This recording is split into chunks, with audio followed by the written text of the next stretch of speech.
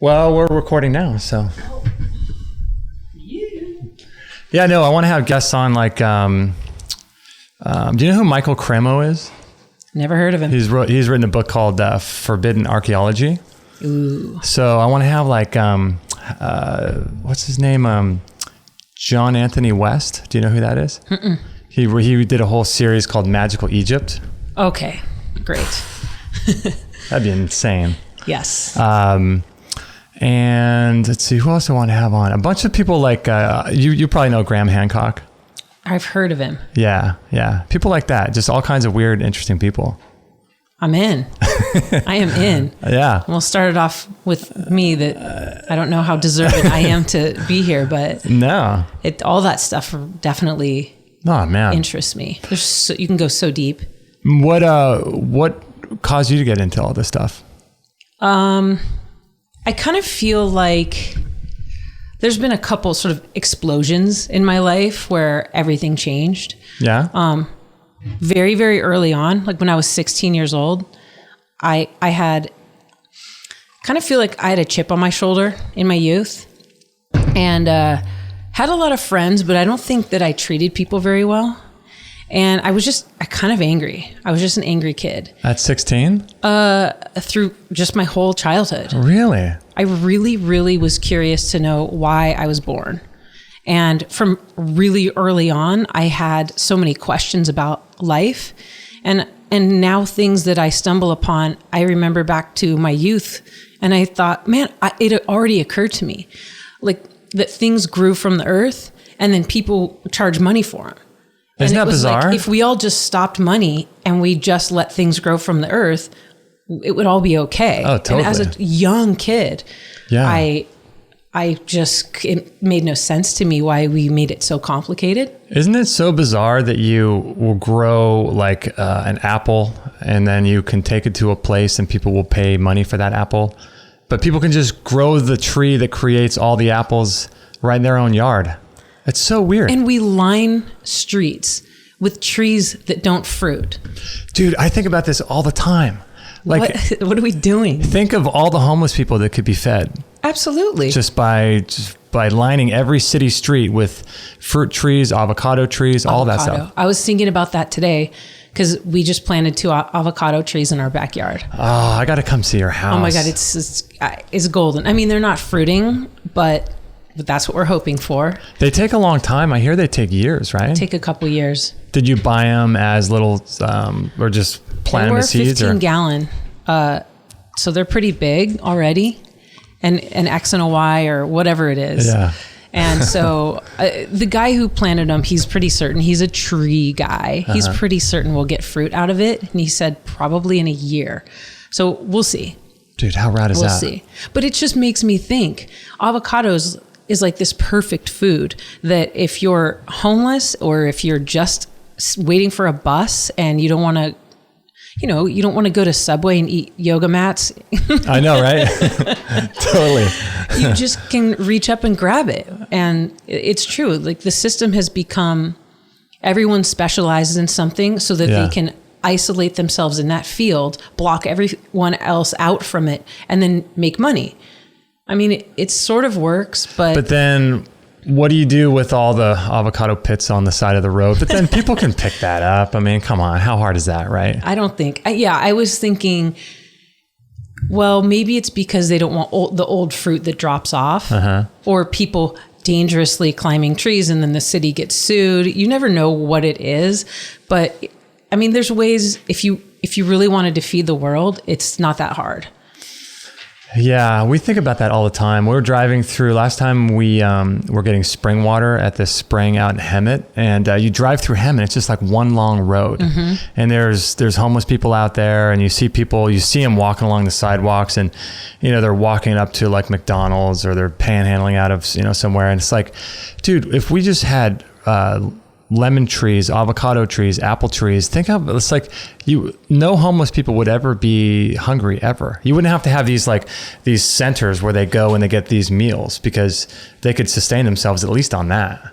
Absolutely. You know what I mean? Absolutely. Yeah. And so then I took it a little further and I thought, well, maybe it's a threat to the grocery stores and things. And sure, There's that. Yeah. So then what happens to that market? Literally market. Yeah. In the market. Yeah.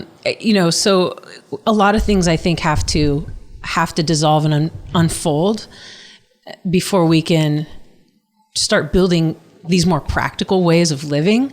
I do think that they're lingering out there. There's solutions and we all know what they are. And we just have to sort of have, people call it a collapse, but we have to deconstruct what we've constructed. Yeah. And then rebuild. Have you seen that? Are you familiar with Jacques Fresco? He's that futurist guy. He does the Venus Project. Oh, yeah, of course. I follow him on Instagram. I love that. Just his name. Yeah. The Venus Program. It's because there's so much information. Like we're so connected to so many different things in today's world. It's like, how do you keep track of everything? But he's got that whole futurist thing. And just the other day I saw something on Facebook. It was these floating cities. Have you seen that? Yes. Dude, that looks insane. Well, I mean, there's a couple theories. I think one theory is this was a like an actual like sustainable place where people are going to go and live on the ocean. Oh, I thought you were talking about that sort of sky illusion in China. Oh yeah, you saw that, yeah. I was like, whoa. The what is that? The hologram or whatever they had? It could be, or people said maybe we're crossing into another dimension, sort of poking through or something. But so there's a floating city on the water that's already being built. Yeah, it's like this whole community. Have you seen that? It's a whole community where it's like they're going to bring in everything's solar paneled, and it's got solar panel, renewable energy. It's got a big old not dome wall, but sort of rock wall around it to prevent from like huge waves in the ocean, and all these different areas. It's kind of like the Venus Project, but they can all be disconnected and connected back together. Modular? And so modular city? Dude, it looks insane, but it's like, I don't even know how I got onto that, but probably just because the Venus Project is a lot like that. Yeah. And then when you hear Jacques, when you hear him talk about it, or I've read pretty deeply into it, I love the philosophy because ultimately we don't have to work. You just do what you love. Yeah. And because we all come here from, I believe, we're spirits, that we come here for a purpose. And that's why we have to stay very true to ourselves, because we're all very different. And we bring different gifts into the world. Yeah. And so in his business model, sort of, you just do what you're good at. And the people who like to build equipment, just build equipment when they want to, but no one really has to, because we're all provided for. Yeah. With sort of the same philosophy we were talking about. It's probably a little more complicated than just throwing fruit trees on the street, but in essence, you take a sort of Native American or just a native philosophy from indigenous people before we came, modern man came and screwed everything up. And you incorporate that with the highest, cleanest technology, and you're back. You're back where you are. Yeah. And you're living, a very clean soul purpose without having to be sort of chained to a machine and slaves of the system. Totally. Yeah. It seems like it's all about getting out of the system, isn't it? Just getting out of the matrix, getting out of that debt cycle system that everyone's in. And, if you can extricate yourself from that, that's the biggest thing. Because if you start getting into massive amounts of debt, then you got to work jobs you don't like. And then you got to do all the stuff you don't want to do, spend time doing stuff because you're in debt and buying things and doing all this weird stuff that... if people could just not be in debt, that would be huge. You know? I think, like I said, I really do think that something is, there's a tipping point that's about to happen. I think the markets are just too unstable, and there's just so much that isn't sustainable. It isn't working anymore. And people are becoming so aware of that. Yeah. And I think on a vibrational level, because so many people are focused on the fact that of new ideas and what does work, and visibly the system we have isn't working. I just think it's just going to fall apart. It seems like, every empire eventually ends, every empire eventually ends. So you were thinking all this when you're like 16? Oh, early as a child, one of my most significant thoughts that still blows me away. as an adult is I was driving, my mom was driving the car, and I was so little that my legs were still like straight off the seat. And we were driving past an open field in Irvine, and I pictured what would have been there before all the buildings came up. And I saw deer, and I saw just animals, and I started to really see them. And so I tripped myself out as a kid, and I thought, how is it possible that they just showed up because I thought of them? And then so I asked my mom if she thinks we're actually here. I said, are we actually here? Wait a minute. So you're in the car and you saw these animals? It was an empty field, but I was imagining what it would have been like before people came in. And like, what if that was the wild? It was just like an empty lot. You know, Irvine, even so long ago, there were still buildings. It was still built up. And so as a kid, it made me so curious, like, why is this gap here? And so I thought, once upon a time, there was wilderness where we are.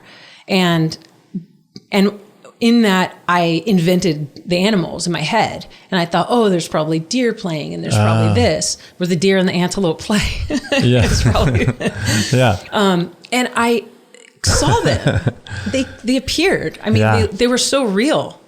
And then I thought, how could I have just conjured them up? So then I thought, what if everything is that? It's just a made up illusion in our minds that we have no idea. So I asked my mom, do you think we're actually here? Or we just think we're here, and we think we can see things, and we think we can touch things. And she just threw her head back and laughed, and I'm fuming. How old were you? 5 or 6. I was super young. Oh my gosh. I was so upset that she gave zero thought to it. And she go, oh, we're here. And then, later in life, I've stumbled across so many philosophies where, in fact, this is an illusion. And things aren't as real as we think they are. And so when I came across that stuff, man, I was like, 6-year-old Jess was right.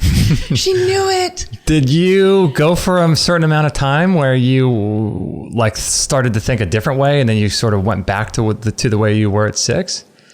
I've always been a seeker. I've always been a seeker, so I've always wanted the truth, but certain truths were presented to me by my parents through religion and through school that I was like, okay, this is the truth, and this feels good. This feels good, sort of. The power of a spirituality felt good to me, but then the actual going to church and things felt a little icky.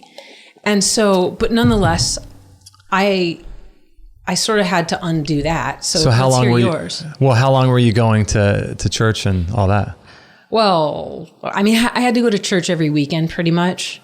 And then when I was in junior high, I did like youth group. That's where all the friends were. Yeah. And and then through high school, I mean, I really up until sometime in college did I start wondering, what do so all people in India are going to hell? All people who have never been brought up as a Christian are just going to go to hell. They're going to burn forever. I had it out with my parents. We had a major match. Really? And she said, well, God has a special plan because if they don't know about Jesus, then they won't go to hell. And so I'm like, well, why is everybody walking around telling them? Yeah. Why put them in the dilemma? Right. You're sending them to hell. Allow for ignorance then. She's like, it doesn't work like that. Well, tell me how it works. Yeah. And then she's got to make up stuff because everyone interprets the Bible different. She doesn't know. Yeah. And that's also another unfolding. So your parents don't have all the answers. That's huge. My dad's a doctor. My mom was a nurse. I had so much respect for them. And everything's like everything. There's an answer for everything. And right. Yeah. Everything. Yeah. And I was like, they don't know. So you were like in college when you kind of figured that it was unraveling. Yeah. It was really starting to unravel in a big way. What's weird we were just talking about this the other day. It's interesting that like if Christians were to really, really believe that people are going to burn for all eternity in hell, I would almost want them to be even more extreme and radical than they are, because at least it would be consistent with that belief. But you see Christians and they say, oh yeah, people are going to burn in hell forever if they don't believe in Jesus. But then they're not witnessing to people. They're not telling other people about God.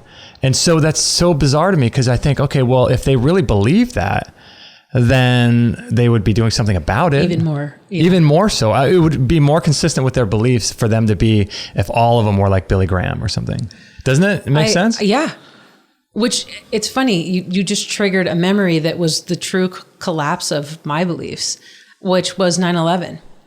Because, you know, the 9/11, the first story we were told, which was these are radical. You believe something weird was going on with 9/11? You mean it wasn't 19 terrorists flying into planes into a building? Somehow passed. They all burned alive, and the entire building dissolved. But there were beautiful passports. Passports, and that happened to be found on the streets in perfect condition. Authorities found the passports. You mean that wasn't real? That was just a little. So what happened? Definitely before I knew various versions of it. So what happened at that time? You were just I thought, oh, these are radical religious fanatics. Mm-hmm. And it was a different religion that I was brought up thinking was the truth. And so I thought, man, if they believed that strongly in their beliefs, and I believe this strongly, we can't both be right if it's different. Right. And so I thought, holy crap. like these people are willing to die for their beliefs. Exactly. If it's like the official story is true. And so, right. Exactly. Yeah. And so I thought, well, maybe they're more right than me. And maybe I'm wrong. And it was like this first little scratch of the surface that said, maybe it's not the truth. And so it was just like, okay, so you start to scratch and then you start to uncover stuff and you start to just start ripping it away. And little by little things were presented into my life that just started peeling that, just different off. Areas of life, right? Everything. Yeah. So many things. Yeah. 9/11 is funny because for the longest time, 9/11. So I went traveling. I took a year, went traveling around the world right after 9/11. So right after 9/11, I just believed the official story. I thought it was real. So when I got on a plane, there was like these Muslims on the plane and I was freaked out. It was like, let's see, when did I leave? November. So it was 2 months afterwards. And I just remember getting on that plane and looking behind me and seeing, a handful of Muslim people. I'm thinking, oh, dude, I'm screwed. Like this plane's going down. Yeah, we're going down. Yeah. And it wasn't until a few years later that I started, because I don't think YouTube came into existence until like 2005 or something. It was like mid 2000s. So before YouTube, it was like really hard to, watch documentaries or to learn anything really. And entertaining. So true. I completely forgot about that. Because I think YouTube came out in like 2005 and then smartphones was 2005, I think, because there were flip phones all the way. Yeah. And that was like 2005. And so... yeah, Facebook was, maybe 2003. But man, so as soon as YouTube happened, it was like, oh man, I'm starting to research documentaries. And it's just like this endless rabbit trail of like things you can research, Yeah, once you quit one video, it leads you to another video that's sort of related. You're screwed. You're totally screwed. It's fun, but you could really lose hours of your life. Yeah. And go down like a lot of fear yeah, tunnels. Oh, totally. Fear tunnels. Did you ever get into the Alex Jones stuff? Speaking of fear. Yes, but at the point that I had discovered him, I had sort of discovered a really cool spiritual foundation that it helped me separate sort of like ideas of fear from the idea that it's actually going to happen, those things. And so in that, I also approached it a little bit more objectively too, because, I've heard that he's embedded, works for I've heard that too. And I believe that. CIA op. I do believe that because his big deal is that he never talks about the Jews. He never talks about Israel. Oh, yeah. And he never talks about, basically what, the idea here, if people do research on these things, is it does go back to Zionists. Yeah. And he never speaks about that. Yeah, I was watching something recently. You've probably seen this documentary because we're probably both watching all the same documentaries, but don't even know it. Maybe. Something about the Jew world order. Have you seen that one? Ooh, no. It was something about the Jew world order. And then there was another one too. It was about the same kind of stuff though. It's like, this whole connection between Zionism and what's going on in the world today and being in bed with the U.S. government and all that stuff. Like, oh yeah. Well, the U.S. government's nothing compared to who's actually running the world. Yeah. But there's something so interesting. So on my Instagram, Instagram checks like the things that you like and who you follow and it sort of creates a profile about you. So then on your public page, it'll expose you to things you might be interested in. Oh, right. So my Instagram account thinks I am a Black vegan male who does CrossFit and surfs. No way. Because the people I follow are very truthy people, very spiritually aligned with me and truthy. And so I get a ton of information that, like I can't even call them African Americans because I now know it's way beyond that. Yeah. African Americans, they basically talk to each other as if white people aren't there, right? What do you mean? I'm here listening to it. Wait, what do you mean the way they talk to each other? Yeah, it's like I don't even know how to explain it.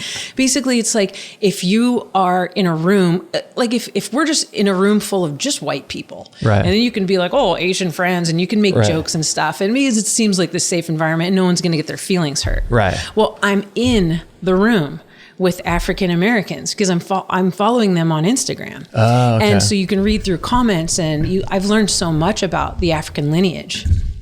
And something I just came across is that the Africans are the actual original Jews.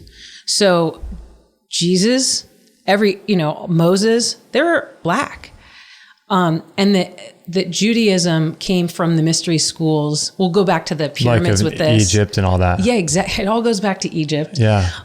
But really, the Africans aren't, I guess, is Egypt in Africa? It is, right? Northern Africa. So Jesus wasn't a white dude with long, curly, blonde hair with a little beard? From what I'm reading, he was of an African American looking characteristics. Do you think he really existed? I wonder. I've gone to, yeah, he did. He's not the son of God. I mean, we're all the children of God. God's not just like, oh, how about this guy? Like, I'm going to really send my real son, and these just aren't really my children. Right. Like, that's horse crap to me. Yeah. I mean, to me. But I do think it's possible because they say in secular historical texts that he's never mentioned. Yeah. Yeah. There's some weird, I think a lot of what's in the Bible isn't really repudiated in ancient texts that are outside of what's canonized. You know what I mean? So there's like Josephus who wrote a couple things about what was going on, but a lot of it is just sort of self-contained, which is so bizarre. Yeah. It does make you wonder. Have you seen that documentary, Caesar's Messiah? No. Oh gosh, it's good. So you just need to give me a list of documentaries that I need to walk away. Well, I know we should share it because you're watching all different ones, but this one is really interesting. It's a documentary about Israel's relationship to Rome during the time that Jesus was alive, and so. In the text of the Bible, it's always having Jesus say, pay unto Caesar what is Caesar's, turn the other cheek, and all this stuff. And at the time, Israel and Rome were, at odds with one another, and Rome wanted to control Israel. And so they, one of the, what is his name? Not Herod, but it was one of the Roman, this lineage of people in the Roman Empire who were successively kings. And they had someone who had a Jewish bent construct the gospel in order to teach the Israelis, the people of Israel, to turn the other cheek and to acquiesce and to give over their power to Rome. So it was basically like creating this figure that all the people of Israel who they wanted to subject would look to this figure, and this figure would tell them to turn the other cheek, pay your taxes, and do all that. So they call him Caesar's Messiah. Control mechanism. Yeah, bizarre, right? Disguised as a spiritual icon. That's never happened before. No, that's so surprising. Yeah, so odd. Yeah, interesting idea, you know? There's so much to it, which is why anything I've learned along the way about, I've stumbled across Buddhism and Course in Miracles, which was really cool. But none of these things are the answer. The only thing I've discovered is to take the information in and then just release it. Just, it doesn't really matter if Jesus existed or not.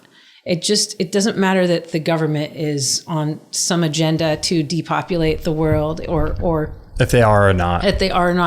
Or that aliens exist, or that the earth is hollow, or the earth is flat, or whatever.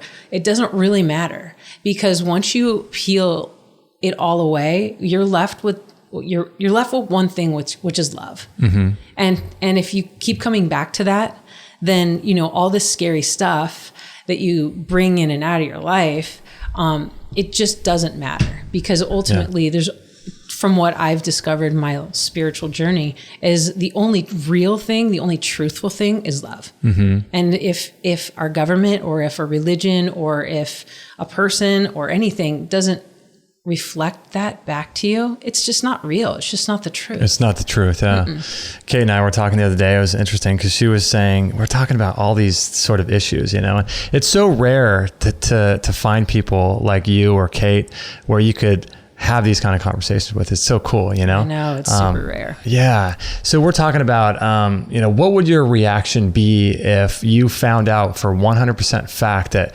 9/11 was an inside job, or there were aliens, or the earth was flat, or there's, all our wars were, corporate wars and all this stuff. How would it change your life? And so she asked me that, and I thought, back in the day when I was first getting into this stuff, I was reading guys like Howard Zinn, People's History of the United States, and Noam Chomsky. I'm doing that audiobook. Oh, you are? With Matt Damon? Because of you. Oh, no way. Yeah. That's read by Matt Damon, right? Yeah. Yeah, it's good. I listened to that. That's good. But the idea of back in the day, I used to be so angry, I found Rage Against the Machine, and I looked on their website, and all their book lists are, books I was into. And I found out they weren't singing about Satan. It was more like political stuff. Yeah. And so back in the day, I used to be super angry and mad that the government would do this to us and exploit us and send people to war and then have their limbs hacked off and come back in body bags or barely alive, sprayed with Agent Orange. And then almost like an insurance company, they would just say, well, we're not going to take care of you, all this stuff. And I used to get so angry about it, but it wasn't until, it was funny because I put during that time, I was much more Christian than I am now. Mm-hmm. And at that time, even though I was Christian, I was so angry. Right? I was so mad at these people, mad at the government, and mad at all these people. But it wasn't until I started adopting a more holistic spiritual worldview that I started to think like you are now, where it's like, okay, if they are trying to depopulate the earth, if they're trying to do all these things, then it really doesn't matter. None of that really matters. What matters is how I live my life with the time I have. And so 9/11 was an inside job. So what are you going to do about it?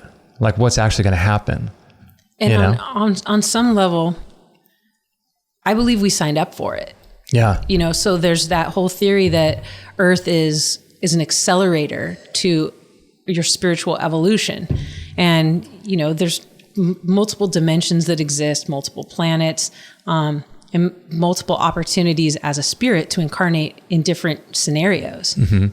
And from some of the really cool spiritual texts that I've read, we chose to come here, and we were chosen. You had to qualify, and you had to say, I want to hit the fast forward button and get to a higher dimension, mm-hmm. After I pass this test. So we're here in it, living it. this contrast, because have you read Conversations with God? Yeah, but that's that Neil Walsh. Donald Walsh. Yeah. Yeah. Names are bad. I'm bad with names. Yeah. If he's not like a serial killer, I can't remember 3 names. Neil Walsh. Yeah. So in his book, it sort of put my journey to rest. This was it. This was like the final answer I was looking for. And it was, we come here and it's a choice, and nothing is good or bad. They're just experiences. Mm-hmm. And so, okay, yeah, people get sent off to war, but that's a part of their soul contract. That's a part of what they signed up for. And now maybe, in their next incarnation, they get a choice of a better place or a higher frequency to live in. And so when you look at things like that it's like a CrossFit workout. Yeah. You see the workout on the board and you could suffer over it and be sick to yourself, or you can just put your head down and do it one by one. You've been doing CrossFit. I've been doing CrossFit. Did you do that today, this morning? I did. Dang. I know. Dang. It's good. Makes you feel good. Yeah. How are your pull-ups? Pull-ups are the worst. Pull-ups are hard, but kipping pull-ups, those, you kind of like swing your hips and get your hips into it. Oh yeah. So those help. Strict pull-ups, I can do like 2. I recently have been working on pull-ups, and now I'm able to get 3 sets of 10, but I never could get, I was the worst. I can't do pull-ups. They're so hard. Yeah. That's a tough one. Yeah. But that's a good indicator of progress. Yeah. If I can get 3 pull-ups would be amazing. Yeah. Goals. Just one more. Yeah. I can get 2.5. So what were you saying? Like the CrossFit is like? Well, there's just certain things in life that we. Oh, you can look at like the schedule and be all bummed out about it or whatever. You can be scared of it. You can feel whatever emotion you want. Yeah. And that's your choice, but it's not going away. That workout's not going away. Am I in a fight with my mom? Like, do I feel like my mom hates me? Like I can agonize over that, or I can just put it in a box that it is. Mm-hmm. It just is. There's nothing I can do to change someone's perception of me, change the workout on the board. But what you can do is just understand that it's neither good nor bad. It's just here. Mm-hmm. And there's a lot of peace that comes with that. Dude, that helps so much when you realize, someone came in and maybe that's their contract. Because you look at people, and there's a guy at my gym, and I just feel so bad for him, because I hate when I see people that are disabled and it wasn't part of their choice. Mm-hmm. Or I just, there's a friend, this girl I used to date in high school, her husband just died 2 days ago, and he's like 37 or something, or 39 or whatever, of cancer. And, this guy in the gym, he's in a wheelchair, he's paralyzed his legs. And I think it happened in a skiing accident. Mm-hmm. But when you start looking at people in a bigger overall aspect of like, okay, this is maybe their soul contract. They came in and these are the lessons they need to learn from that. It helps you. I think it helps so much to look at it like that. Because like you said, it's like with you when reading that book, your journey just kind of ends and you realize, okay, like these are just the contracts people have, and they decided to come in and have that happen to them. And, that's part of their journey. I definitely look at the world that way. I look at my life that way. And when I look around at other people, it is. You think, why is that person struggling so much with this? Well, that's their lesson they came to learn. Uh-huh. And you can learn it and move on, or you can keep recycling it throughout your life, then throughout your next life, and so on and so forth. Mm-hmm. And then I also think we make arrangements with each other before we come here. Have you ever read any Carolyn Myss? Yeah, I read her book, Sacred Contracts. Okay. Dude, how rad is that book? That's what I'm talking about. Yeah. And, we're certainly in agreements before we come here with our parents, our family, just random friends that we come across. And so, hey, I owe you this from last time. Let's get each other squared away in this one. Yeah. And that's why it's really, like, if you're struggling with one relationship in particular, just swallow your ego and learn your lesson. It's really hard to do. How about that part in her book was really interesting, where she talks about people drinking from the river of forgetfulness before they come into this life. Right. Like, how bizarre is that? Why?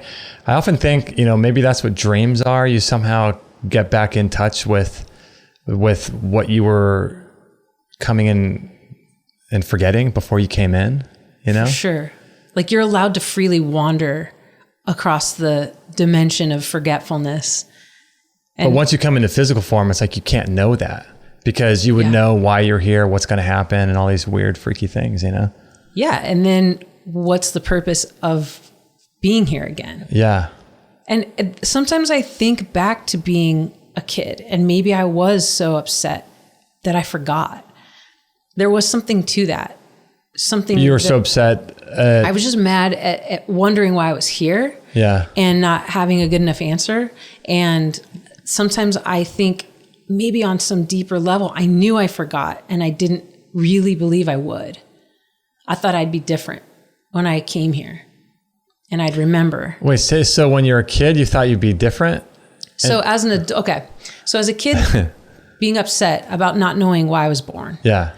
And then as an adult, I kind of look back on that feeling as a kid and think maybe I wasn't so on the other side, the side before I came into this physical reality.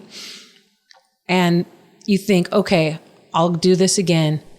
Maybe I won't forget this time. Okay. And so I think maybe in some way I thought I wouldn't forget. And then I was born, I forgot, and I was mad. Oh, so you're trying not to forget. And so the journey's been uncovering it. But like I said, I'm kind of like, my toolbox is full. I'm prepared. I understand enough now to have peace in my life. So why do you think you chose then? Were your parents really Christian? Yeah, and still are. Why do you think you chose? Do you think you'd be who you are if your parents were new age hippie weirdos, walking around barefoot? That would be an amazing. Yeah, I do. I think it would have happened sooner. I think I probably would have arrived where I am sooner. But then you could look at your parents being the way they are in terms of very polarized Christian as a hindrance to your growth. And why would you have chosen that? Yeah. I know. There's something maybe just to grow or something. There's something to my relationship with my mom. It's really heavy. And yeah, she's very religious, and I'm gay. Mm-hmm. My brother's gay. I mean, this is like, there's something about her soul contract in all this as well. Oh, totally. But she could be very critical and harsh and judgmental. So there is something about having to peel that away on a daily basis from my life that I have to stay tuned into a practice of letting go. Dude, Kate and I were just talking about this the other day. Like, it's one thing for people to be raised in like a really religious household, and for them to finally break out of that and say, you know what, I'm going to start explore on my own and come to my own conclusions about religion and spirituality. And then it's another thing for someone to be gay or lesbian and come out of a religious household. But you're doing both. Like, that's insane. That's so crazy, because you could catch so much judgment just for one of those things. It was rough. Yeah. It was really, really hard to face it, because I just knew that the repercussions were severe. So do you remember when you told your parents? I was probably 23 when I had that conversation with my mom, but she knew it. And I had like a secret girlfriend when I was 19, and she knew it. And I think she knew it when I was a kid. But she just, it's like repress. Oh yeah. She was like, take your Vans off. We argued over what shoes I wore and what my hair was like. And she was always trying to nudge me as far towards the center as she could. And the more she nudged you, the more you're just like rebelling, right? I was a tomboy. Yeah. I mean, well, no matter what, you're born who you are born as. And I was a very strong-willed kid and had very strong ideas of who I was and who I wanted to be. And she was very strong. She's a very strong person. And so I think she put her fears of being judged and being ostracized from. Well, yeah, think about what her community would think about her to have a daughter like you or a son like your brother. And I don't think it's probably a part of it that I was going to go to hell if I carried that lifestyle, and she was responsible for my soul as my parent. That's her belief. Yeah. And so it's a heavy burden on her to live like that, but you can't change someone's shoes and make them different. That's crazy. And that's so we fought, and it was, rage. Really? Yeah, it's tough. It's. So you had a girlfriend at 23? I had a girlfriend at 19, basically. So do you remember the actual telling your mom? Or was it just sort of implied? Or I remember. Well, she sort of squeezed it out of me, and I said, well, maybe I'm bi. There's something, you could be 50-50. She goes, no, you can't. And I said, all right, well, she asked me about this girl, and I said, well, I love her. I can't do anything about that. Yeah.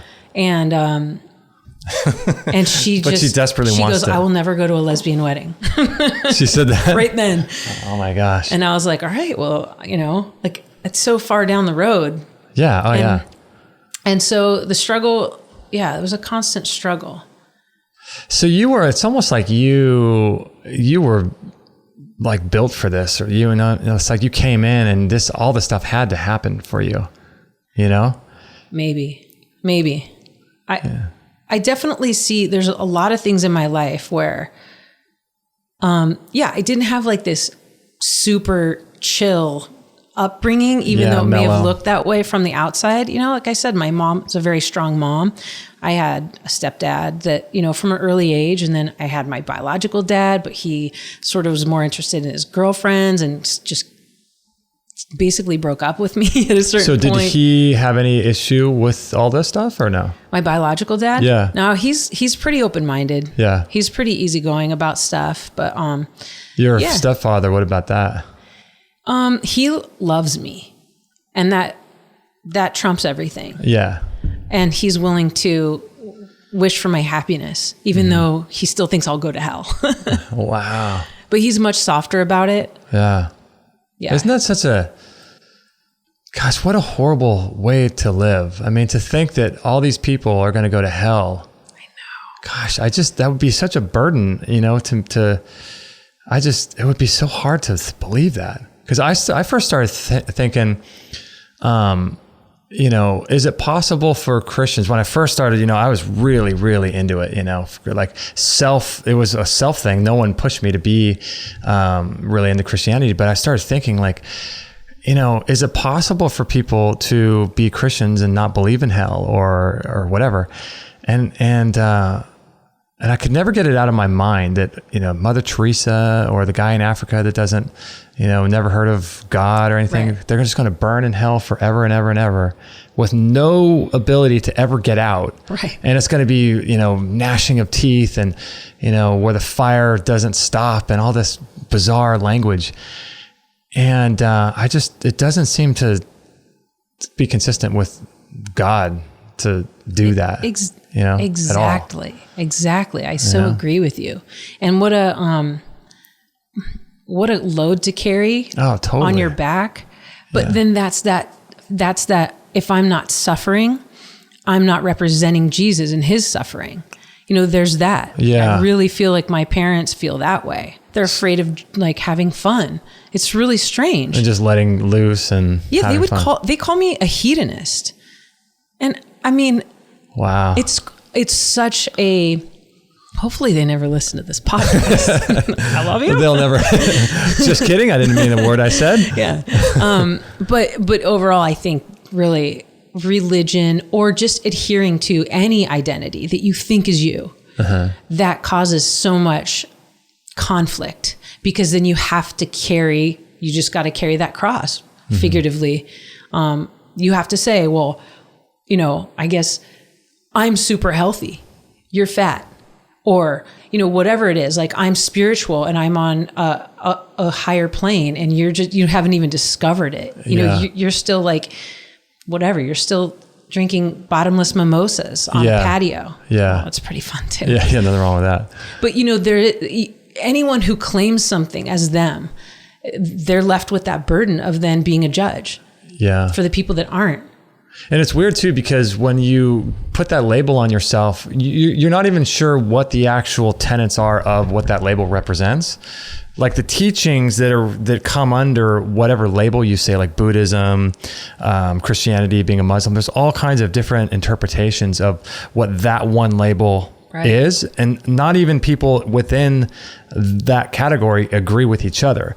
But if you say, oh, I'm a Christian or something, then all of a sudden you have to, if something happens on in a movie that you don't agree with, there's nudity or something like that, and then you're taught that Christians are supposed to not like that. And so now I have to start acting this way. It's almost like a switch in your mind where it's not how you really feel, but the group that you're in all feels that way. So then now all of a sudden I have to feel that way too. And I wonder if over the course of years, conditioning your mind to react to things like nudity or something like that causes you, it just warps your mind in some way, causes you to, you know what I mean? It's weird. It's bizarre. I do. I think that's why we have to constantly check ourselves. Is this authentic? And that, like, does this vibrate with me? Does it feel good? Am I really offended at this? Yeah. I mean, sometimes like when I attempt to meditate, there are two paths in my mind. One that feels relaxing of thoughts and one that I feel like I'm working, but it's a very tiny, barely unnoticeable difference because you're so used to carrying the stress. Yeah. And so once you start to sort of define the difference between those two paths, you start to realize which is your truer self. Because if you are feeling that ease, that's your soul agreeing with you. Mm-hmm. If you're feeling tension, that's your higher self disagreeing with you. Yeah. How often do you meditate? I don't really just sit down and meditate, but like close my eyes, fold my legs, the whole thing. Yeah. Because it really takes me out of a meditative place. I think if I'm just driving, if I'm surfing, always in the shower, just cool ideas come, and that's how I know that the channel's open and the love's flowing. Yeah. I think overall I meditate quite a bit. Just walking through my life. Yeah, just doing events or just doing things. Yeah. But once I sit down and go, all right, I'm going to meditate, it's just like chaos. Dude, have you done the float tanks yet? Yes. What do you think of that? I did it once and it was so funny. So, they say you go in and you kind of like face your inner self. Yeah. My inner self is funny. My inner self's so funny. So I lay in there and, once I start it takes a while to get relaxed. Yeah. And then after a while, I started to think, oh yeah, I can kind of like go wherever I want in my mind. It was like a game or something. And all of a sudden, I pictured myself as a Jell-O mold and that my face was a banana. You know how the bananas have the two, like the dots, and they almost look like a face? Oh, yeah, yeah. So I've pictured my face as this floating banana at the top of a Jell-O mold because that's kind of how you are in this thing. Yeah. And I just lost it. You started cracking up? I started cracking up. And then I was every kind of fruit. I was like grapes. I went through this whole thing. And then at a certain point, I definitely drifted off because I woke up to my breath. It's really, your breathing's loud. You can hear everything. And then like stars, and then it came to. No way. Where did I go? I loved it. I really liked it a lot. Did you find, thanks, Kate. Oh my gosh. Did you, so good. Thank you. Did you find that it was as relaxing as you thought it was going to be? More relaxing? I did think I would struggle with the time alone in there. Uh-huh. Oh, you mean, so you did struggle with that a little bit? I thought I would. I thought I would more. But I had so much fun with the Jell-O mold. I'm not afraid to go back now because I'll just think about fruit floating in a Jell-O mold. So what's your experience like? Well, we've probably gone a few times. We've gone probably, I don't know, maybe 20 times. And when I first started going, I had more sort of visions and stuff, like more hallucinations, or I don't know what they were. See, I would love that. But as I've done it more, I don't have any of that. And I'm bummed because I want to. But Yeah, I just find it to be just a super cool place to just to be able to unplug from everything. Because I remember last time I was, I think this was only last week that we did it. And I was thinking about this podcast. I was thinking about EHR and like, okay, I got to get these guests in. I got to start scheduling. And then the thought of like having so many interviews, because we're going to be doing more interviews on EHR soon. And it just became super stressful. I was like, oh my gosh, this is like, and so I was just, it's so easy when you're in that magnesium to just say, screw it. You know, I'm just shut it down. And it was like, I just immediately turned it off. But in your waking reality, it's like you sometimes we just let our minds just go. Yeah. And I think it's I don't even have a cell phone, and if I did, it would stress me out. Like it would make me feel like I'm always connected and I couldn't get away from it. And I think the float tank would be even more beneficial for me if I had that, because it would be just an awesome way to de-stress from that. You know? Yeah, it's such a cool thought. Whoever was the first person to say, I'm going to try to eliminate all senses, and then how would I do that? How will I suspend myself in air? Just to think how they came across that and then developed it, and it works and it's real. That we need to unhook, but like really. You're always feeling something. You're always seeing something, smelling, hearing. Yeah. And to just go in and remove at least a few of those, because you do hear your breath. Yeah. That to me, I was like, what? Darth Vader's in here with me. No, wait, I'm Darth Vader. Yeah. What kind of fruit is he? He could be a banana too. He'd be like a black licorice. Everyone's banana. It's so cute to have a banana face. Yeah. Goodness. Yeah. Yeah, she was talking about her visions. Yeah, floating visions. I guess that kind of is a vision. It was. It filled me with joy. I still sometimes I'm just driving and I just go to that fruit in the top of the Jell-O mold to just get me readjusted. That's so funny. Have you been back? I haven't been back. I would love to, but it's just, I guess, time. Yeah, because ours is 90 minutes. Is that how long yours is? Yeah, well, I went to the Newport float tank. Oh, you went to the same one? Okay. Yeah. So, 90 minutes, which, I mean, it's cool. It's just after a long work day, it's still another 90-minute thing to do. And it's a shame that sounds like a burden. Yeah. Because it really is the opposite. Like, damn it, I got to meditate Right. But getting to it is. It's just one more thing to throw in the work day. Well, for you now, you're down in Oceanside, right? Carlsbad. How do you like it? It's my heaven. Are there float tanks down there? There's I haven't done the research. There's probably. So you like it? Honestly, I can't even believe I live there. It feels like a vacation. Did you were before in Newport, right? Yeah. So you had no yard before? No, I walked out. We lived above someone in a small apartment, and then no private outdoor area at all. Now you're just big pimping. Oh my gosh. You got the yard. It's amazing. We have like 7, maybe 8 fruit trees in our backyard. And a garden that's coming along. So it's. Do you have chickens? Really? No. Dude, that'd be awesome. We have 2 dogs, so I don't know how long the chickens would last. Would they do, there's got to be a way to keep them from the dogs, right? I don't know. We might do chickens someday, but that'd be cool. I need to ease into this. Yeah, like you can't farm just. Right yeah, totally. If anything, we'd get a little goat. That would be cool. Yeah. There's a woman that does yoga, and her goat, like when she's in downward dog, her goat climbs on top of her. Have you seen tree climbing goats? Moroccan tree climbing goats? No. Yeah, they end up in the top of the They climb all the way. They'll be on a little branch. It's like 2 inches thick, and it's just this goat with hooves. And you can watch it get up there, like click, click, click, click.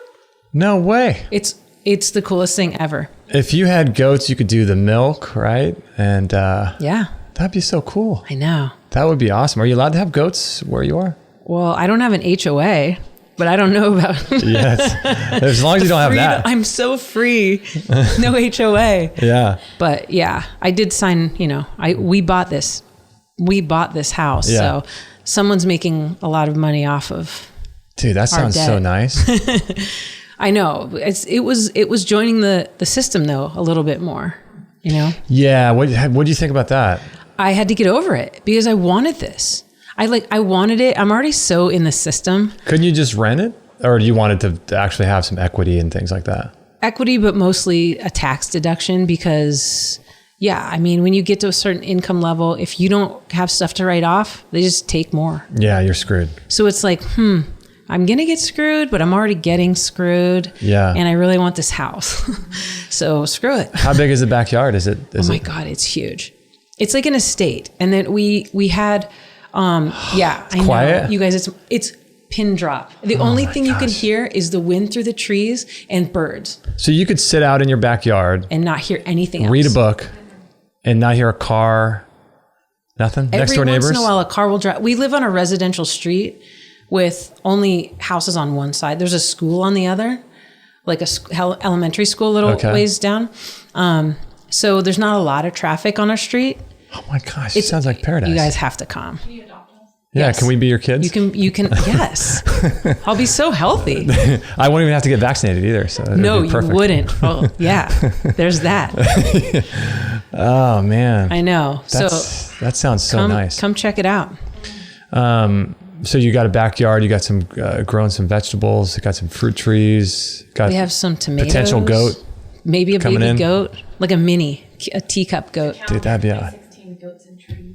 Oh my gosh, I love it. Whole calendar, goats and trees. Oh my gosh. Whoa, is this real? Yeah. I put this up for the camera. I don't know if you can see that. Check that out. Can I hold it up? Yeah, that is bizarre. Is it coming across?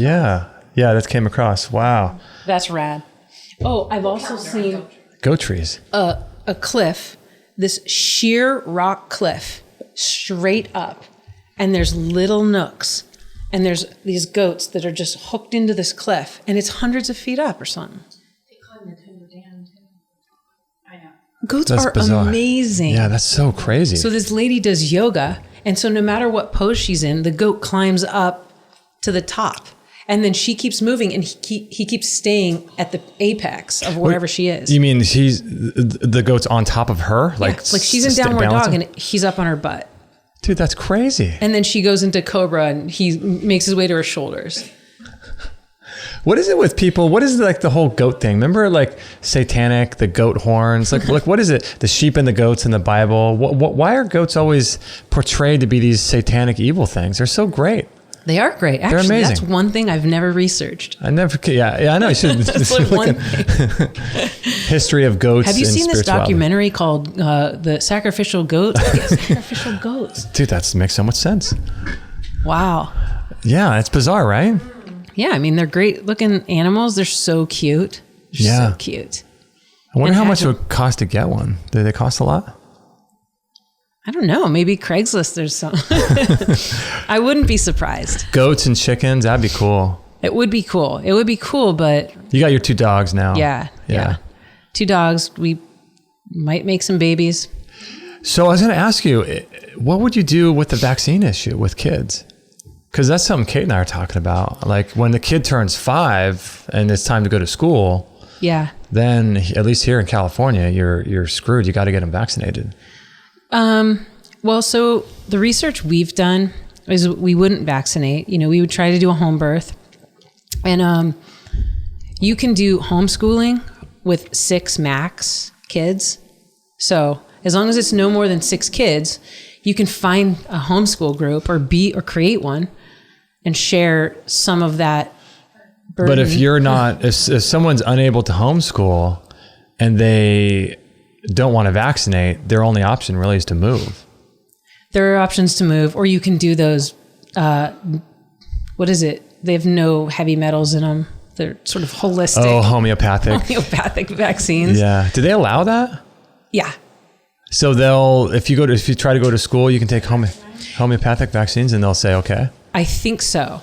Because my girlfriend's brother, their kids haven't been vaccinated, and now they're 5 years old. And they're going to public school. So they have to do it this year, which is excruciating for the family.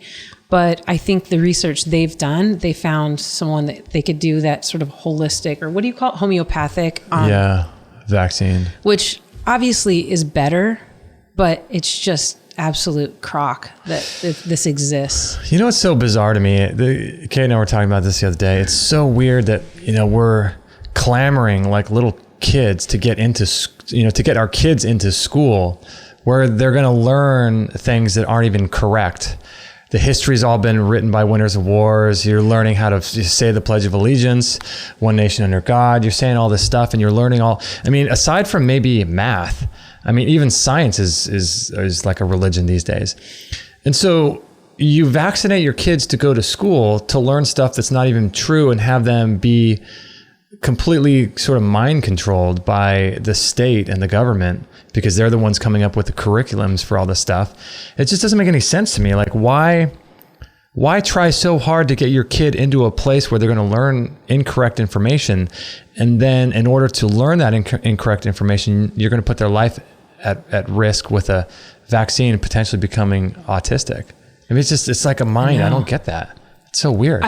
This has to get repealed. There's just so much research coming out. Have you seen the movie Vaxxed? No, we want to see it. Did you see it? I haven't seen it. I really want to see it. And hopefully other people who aren't like us that are already, we already know, hopefully people go see it and it changes their mind. I love that De Niro stepped out on a limb. So what's the story with De Niro? Did he make... What's that? Yeah, he stepped like a goat on a branch. Did he make the movie or did he fund it? What's his role in that? No, I think he is part of the Tribeca Film Festival board or something. So he's just a part of that, but he's not. It doesn't have anything to do with the movie Vaxxed?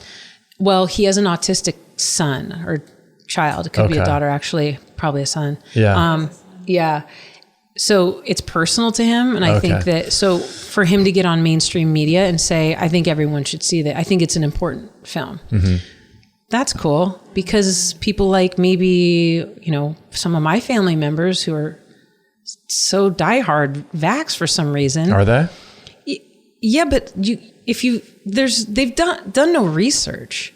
So it's one of those things where you think, you want to ask the question, what's so wrong with being wrong? Why do you have to be so right about science that you think you know? They don't know they've been lied to. I got in an argument with my brother about measles shots, and he goes, if you guys ever have kids, you have to get the MMR shot. And I was like, oh, actually... And we were at a wedding and trying to be social and stuff. Yeah, a couple drinks. And I said, oh, no, we won't do a single vaccination. And he was like, that is so cruel. And that is like a suffering baby. I go, who do you know who's ever had the measles? Yeah. And and it was That's like so trying weird, to bring right? it down. And and he was like, it doesn't matter, blah, blah, blah. And I said, do you know who started the American Medical Association? And he was like, that doesn't matter. I go, the fact that you think that doesn't matter means you don't know what I know. Yeah. It goes so far up the chain. But then you're the crazy family member. Yeah. And you're saying these labeled. crazy things. And so this is your brother or? This is my brother he's so smart. He's an attorney. He's young. He's like 27. Yeah. And you just think, look, I get it. You're smart. You've been educated through the system. Yeah.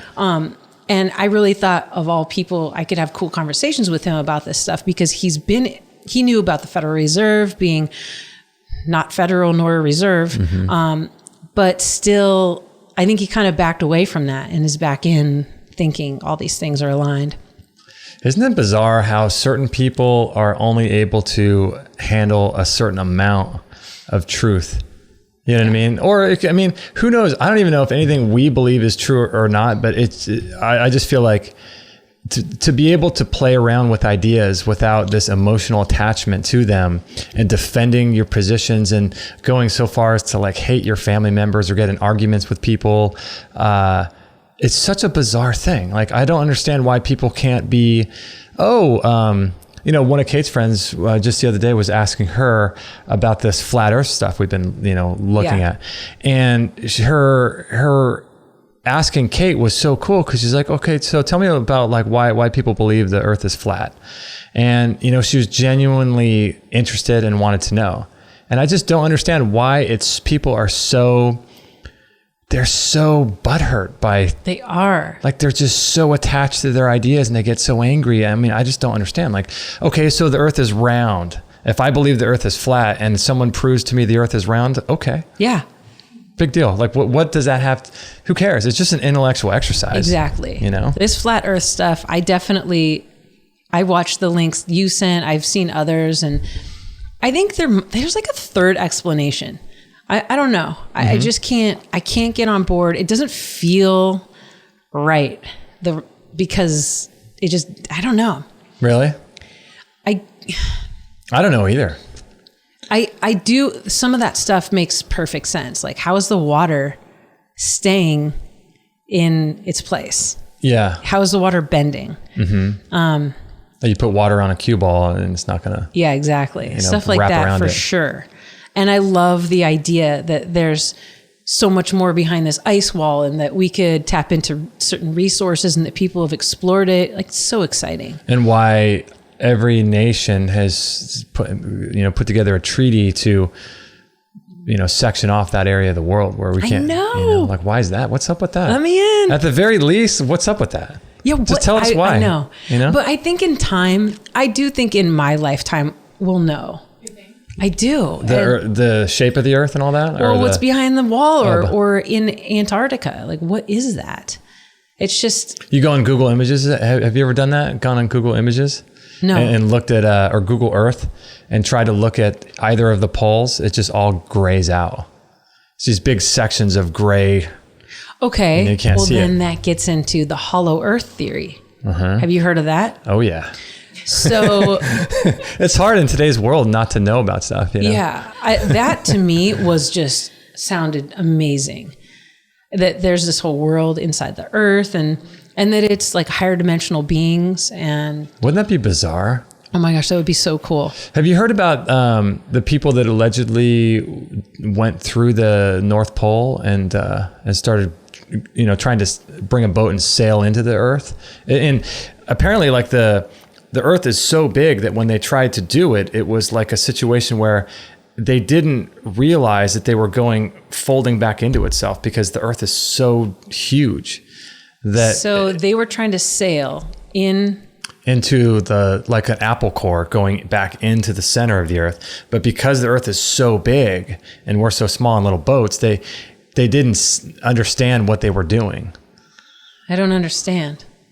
Do you get it? That one's a hard one. Like they didn't know that they were going back into the earth. Were they going into the earth? That's it was hollow earth. Yeah. That guy Bird. Oh, that was Admiral Bird. He allegedly flew into it. Oh, is that the deal? And that he ended up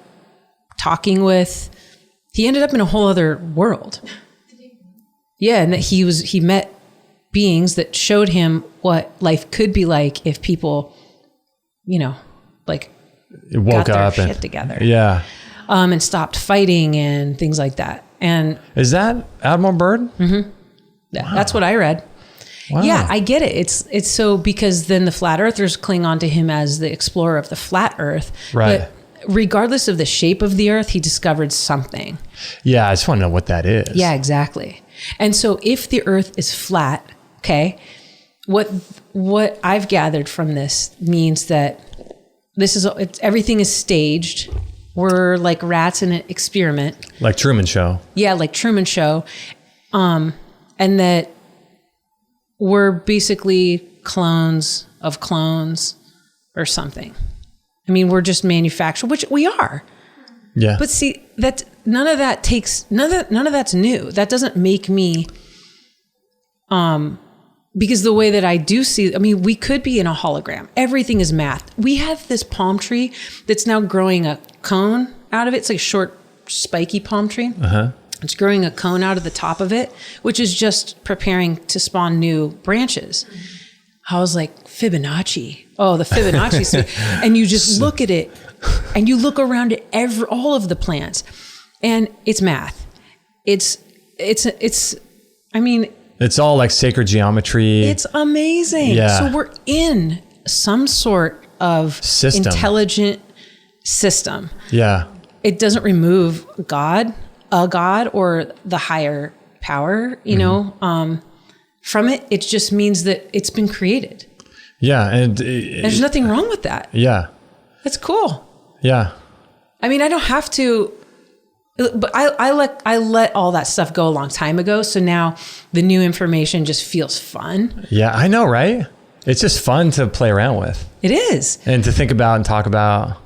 I sometimes I think I've uncovered it all, but now I have to do more research on Africans being the original Jews, and then the Zionists are the spin-off from them that are the bad guys, sort of. But the original real Jews of the mystery schools are the African Americans or Africans. Have you heard that whole thing where they claim they have not Noah's Ark? Is it Noah's Ark? The Ark of the Covenant in Egypt? Or not Egypt, Ethiopia. Have you heard about that? I haven't. Where apparently there's some Ethiopian priest that guards this place, and they do it in shifts, and they have all these priests that guard, and guys with machine guns, and no one can get access to it. And they claim that they have the Ark of the Covenant inside this, I don't know, house is it in or whatever. A mountain? Oh, I don't know where it is, but I don't know. Who knows? When you think about what life was like back then, to me, we have no idea who these people were, what their life was like, why they did what they did, how they constructed these pyramids, or what their day-to-day existence was, or any of this stuff. It's just, it's super fascinating that we have any, it just baffles me that we think we can figure out these people when their lives were completely different. Very different. And maybe even in some ways, we're more primitive than our ancestors, because we might have technology surrounding us, but our ancestors really had to dig deep inside themselves and couldn't rely on turning to Instagram or Facebook to get your mind off things. And I mean, we're all just constantly evolving and learning and trying to, I guess we're just here exploring. That's what it is. It doesn't have to be a bigger deal than that. Those mystery schools are interesting to me. The Egyptian mystery schools. What were they all about? What were they trying to do? I think they had the answers.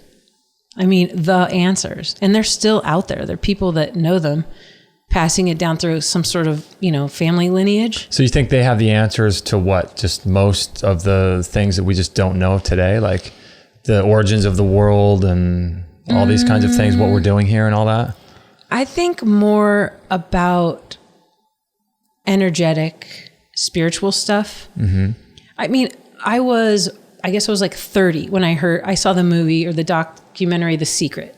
Uh-huh. I had no idea that we had frequency, that we were putting out vibrations, that we were in control of our lives, of what we brought into it. If you can control your thoughts, you can control your emotions, and you can choose what types of things arrive in your physical life. Mm-hmm. I think that's a part of the mystery schools. I think it's a part of not suffering, of having a high enough frequency to sort of live a beautiful, semi-easy life. Yeah. I mean, I do think that there's part of that, and things that I guess technologies that would help with that. You mean to the pyramids were, from what I've read, were originally created to help raise the frequency of the earth.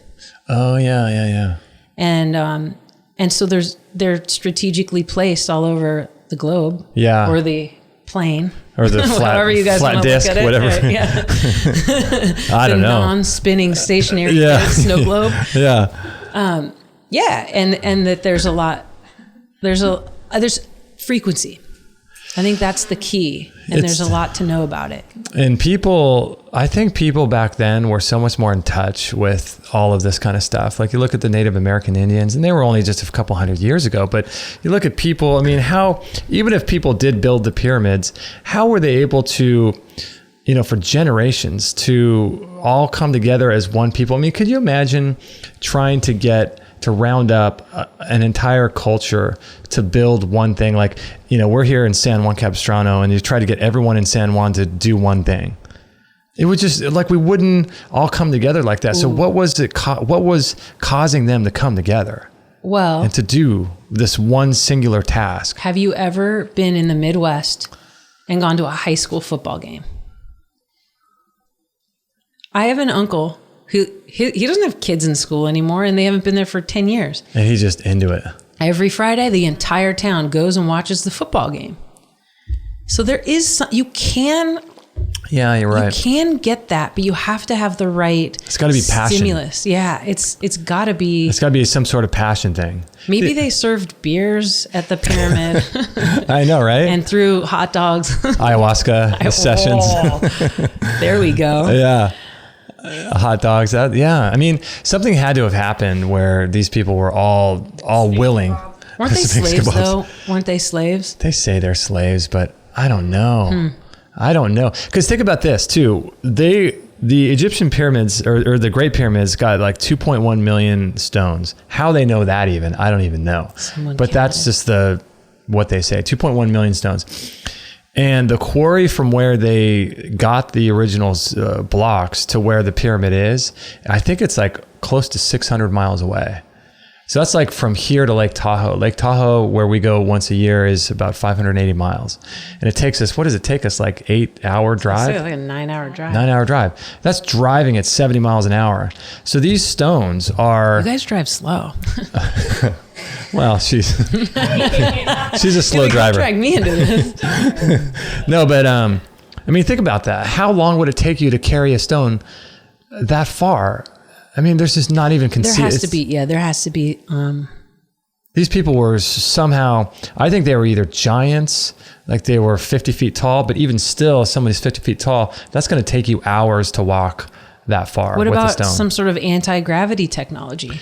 I know, it had to have been something like that. What about creating them on the spot through alchemy? Some people think the pyramids were built from the top down. Have you heard that? No. Like they were built from the top of the pyramid down somehow. I do. I think that we're not alone in this world. We're not just with billions and billions of infinite miles. I don't even know if you call them miles when it comes to space of infinity. There's other stuff out there. And there's a high chance that like the things that are unknown here, they could have just, snapped their fingers. Poof.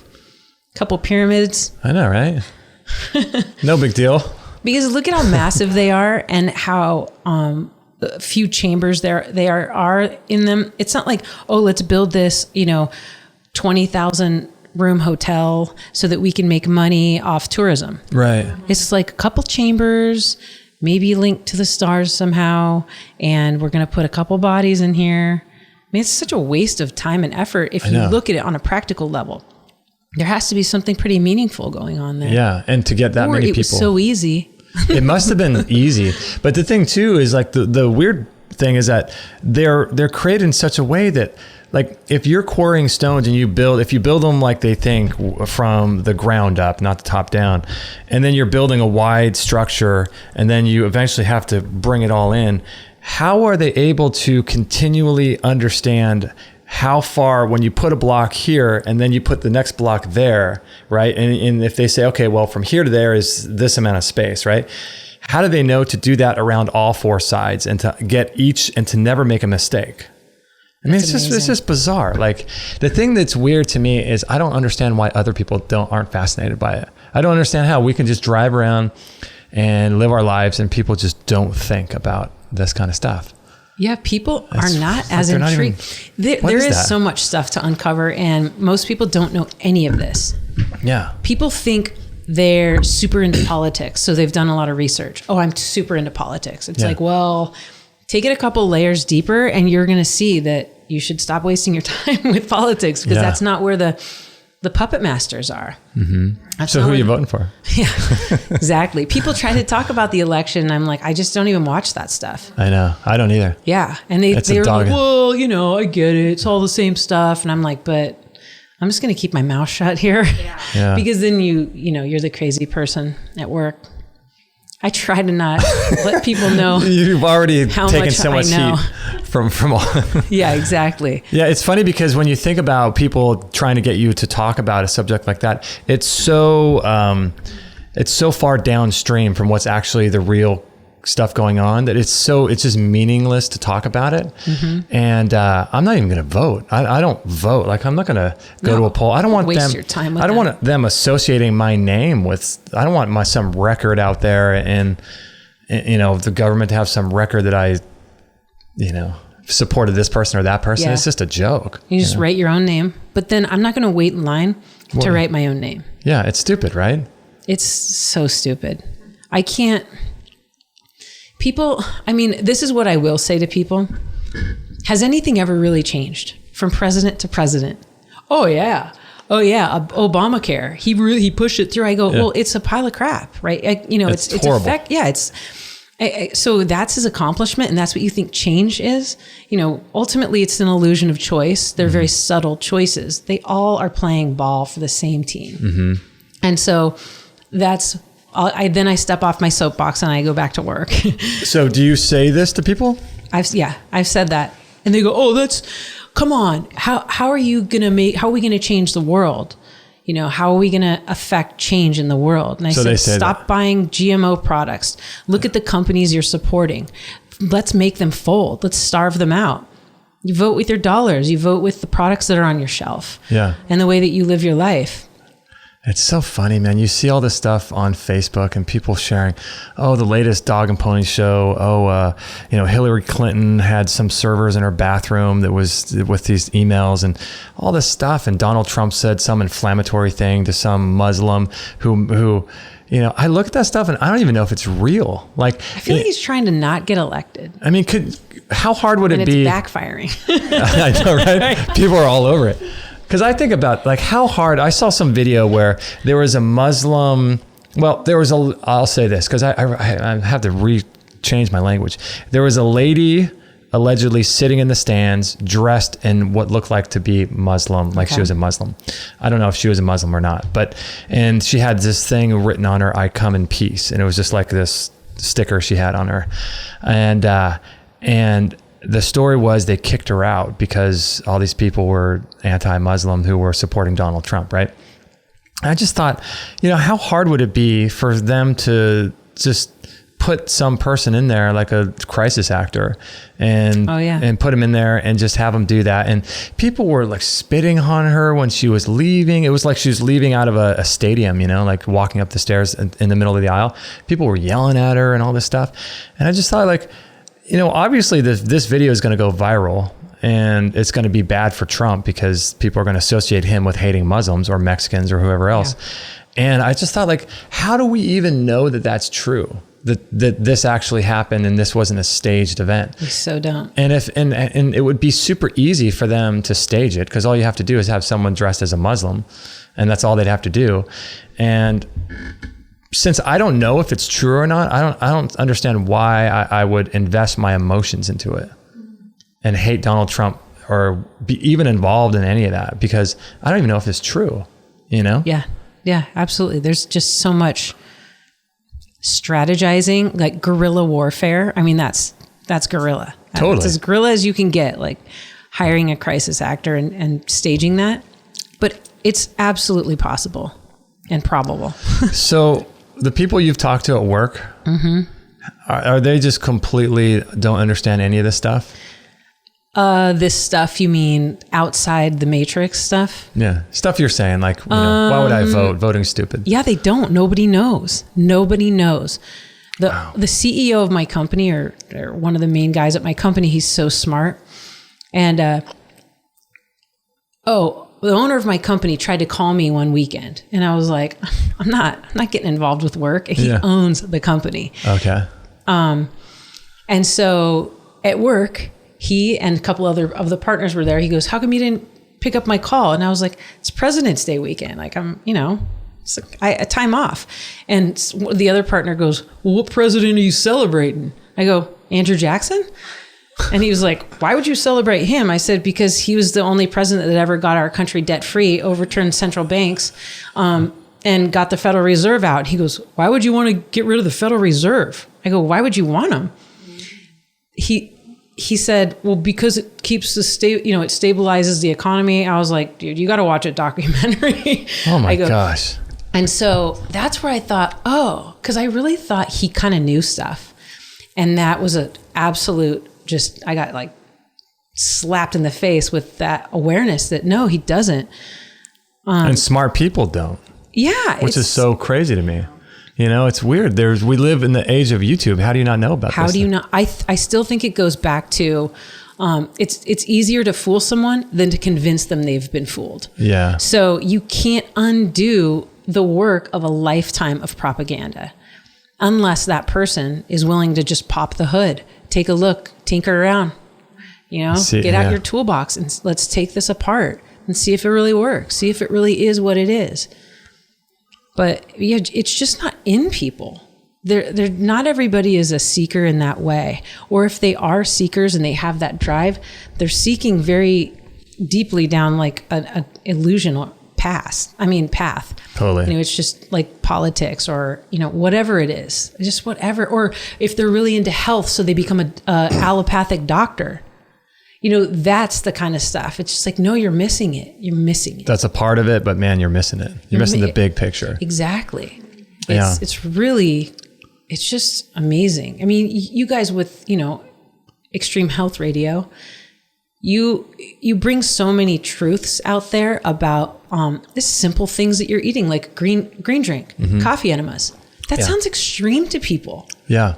My mom can't believe that, Did you tell her about it? Oh yeah. I tell people at work, you got to do coffee enemas. It takes like the coffee enema ambassador. I am. Yeah. That's awesome. Yeah. And people, people just don't know. They just don't. And when they hear it, it's not that interesting. Yeah.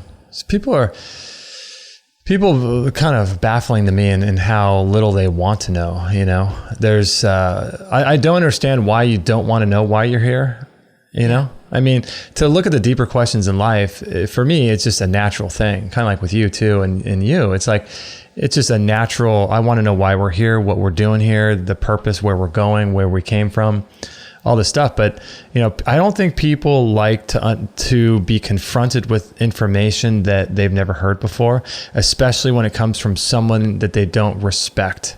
And I find that people don't respect other people because they think that they're so smart in their chosen field. Like, I'm a lawyer or I'm a doctor, so I've been through the system. You can't know more than I do. Right. And so if you try to tell them something about vaccines to a doctor who's been through the system, they've got this idea in their head that there's no way someone else could know more than I do because now this person is sort of coming into my field.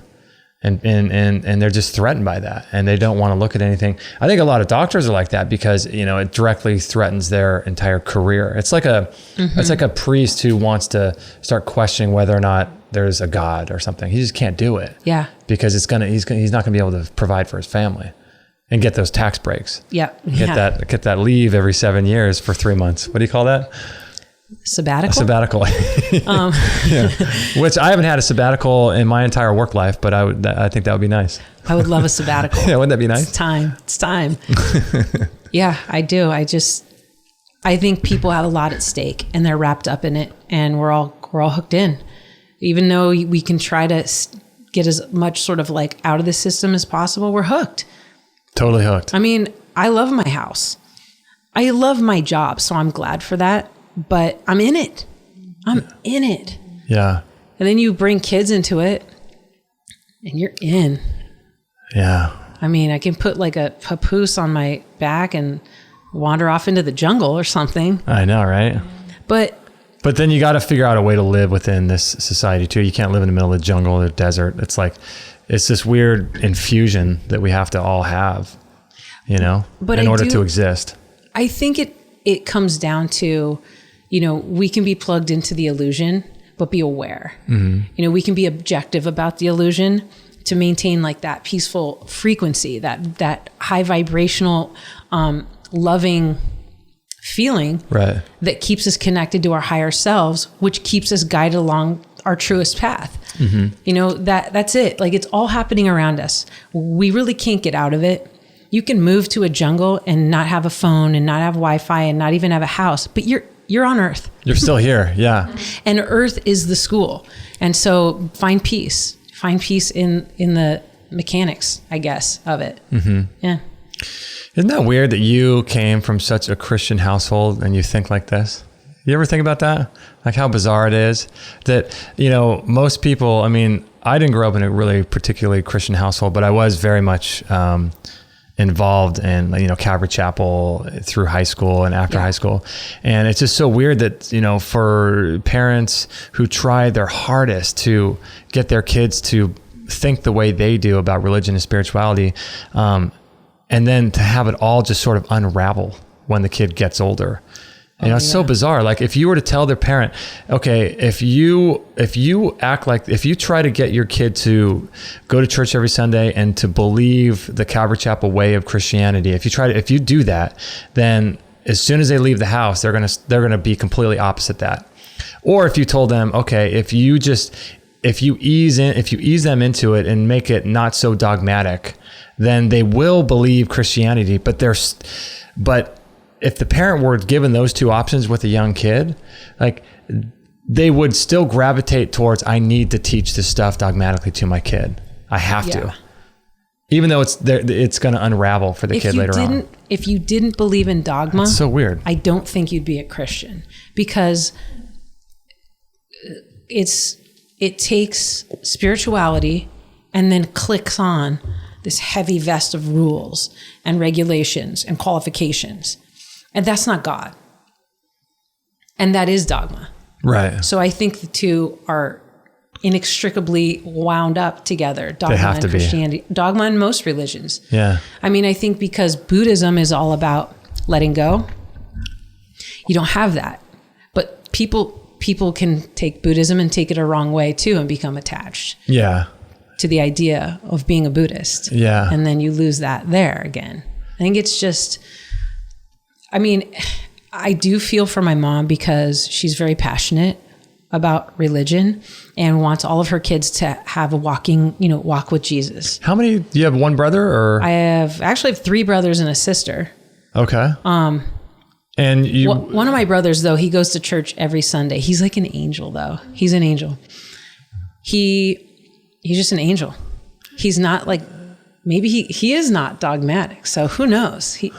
Ever since he was born, I thought he was an angel. Are you the only one in your family that thinks the way you do? My other brother, not the one that goes to church, but my youngest brother, he believes that God is like a clock maker. So his thing is he builds the clock and then he walks away. Yeah, lets it go. And so it's just, you wind it up and it's you created it, but you're not there in it. Right. And so that's his. And then my sister, she's pretty much, I don't know. I mean, I think she calls herself a Christian. Yeah.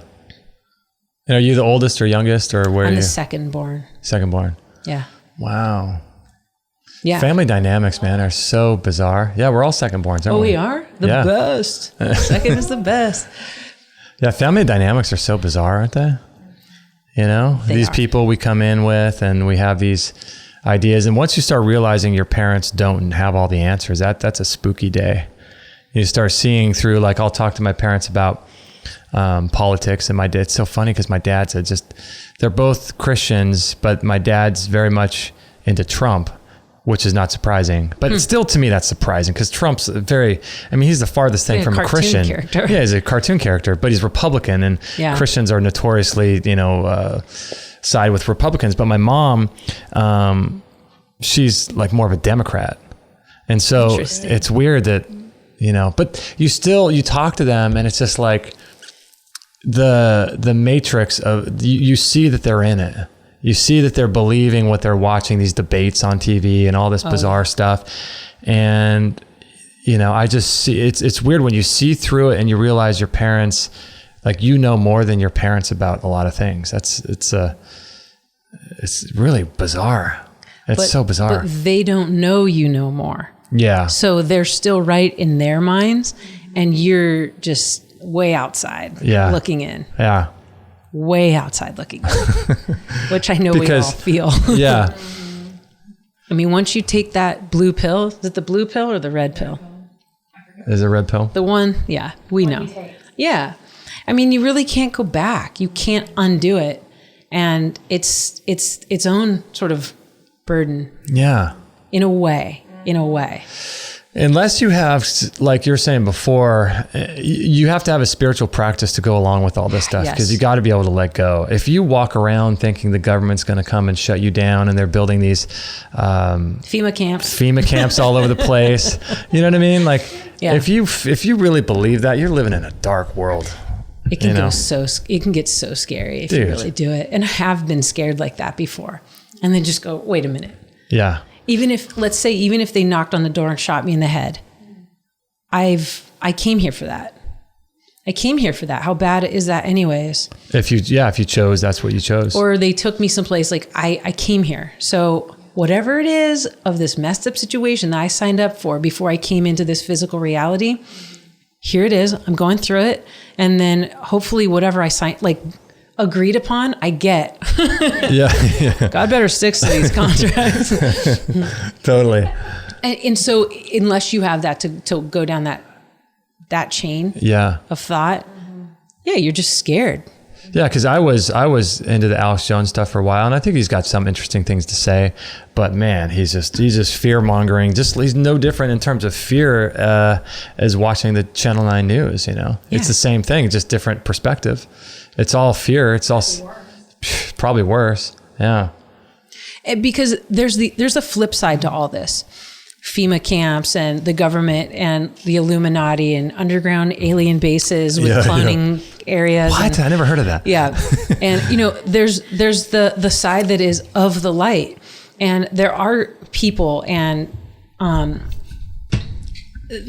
that came here to fix it, or beings that came here to fix it, to help. And that, I think that's in progress, but just nobody's talking about it. It doesn't generate the same buzz to say, no, we're all okay. I mean, you can listen to people that channel other people or channel higher beings, and they talk about that things are happening, that we're ascending, and that the earth as a conscious entity signed up for this as well. And is ready for the cleanse, and just there's good stuff that goes with it. Yeah, totally. And so you just have to go, all right, well, I can't see it, but there's beings of light and love working for our benefit. Yeah. To even all this stuff out. Yeah, and when you think about it like that, like the earth itself drew this to itself and drew this fate to itself. I mean, that's an interesting idea too. Yeah. What kind of person? Who was the lady that you? Dolores Cannon. She's, I think, since gone to God, right? She has. And just recently, I think it happened, didn't it? Probably 6 months ago. Yeah. Yeah. Yeah, she was, I watched some of her videos. She was a trippy lady, man. I love it because I read a book by Brian Weiss called Many Masters, Many Lives. Many Lives. Yeah. How was the book? I want to read that. It's really, really cool. Is it good? It was early on in my chain of sort of things that trip me out. Waking up, yeah. And so Dolores was similar, where she would regress people to help with psychological problems, and then they started taking her to other planets or like the time before they were born, I guess. Wow. So Brian Weiss's book, people would take him to the intermediate time between after they had passed, to where they met with their guides and got new assignments and talked about new things and got their new lessons. Then agreed upon, sometimes they give them two choices of lives that you can go back to, or maybe just one, depending on how and then you come back with a contract and with a mission, really. And then Dolores, she would do that, and those people would start talking about that some were very, very high in a vibrational sense, like high dimensional beings. Okay. that decided that it was needed, that they needed to come here for the ascension process. Wow. Yeah. And so people say the millennials are selfish or like self-centered. Yeah. A lot of people, because I'm in like the corporate, world. So when millennials come in, people think, oh, they're just entitled. What age bracket is actually considered millennials? Do you know? I just talked about this. I think it's from 1982 on. Born from 1982, anytime after. Yeah, I think there's another wave of a different. Okay. They're called. I forget what they're called, but I do think it's a different breed of human people coming through, and they are entitled because they know their value, because we don't. Our generation, our parents' generation, we didn't know that we are powerful spiritual beings that came here to live a physical existence temporarily. And I think these kids do know that. And good for you for knowing your worth, and that for having high expectations for what the world is giving you. Yeah. I love that. And that's how I see, the young kids. And I think knowing that Dolores Cannon stuff helps all that. Has she written books? Yeah.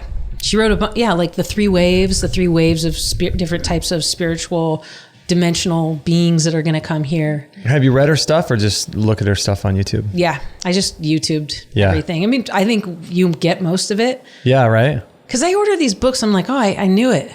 I knew this already. Cause I, do the YouTube thing or documentaries. So. Yeah. She seems like a that's trippy some lady. Interesting stuff. Have you heard of Bashar?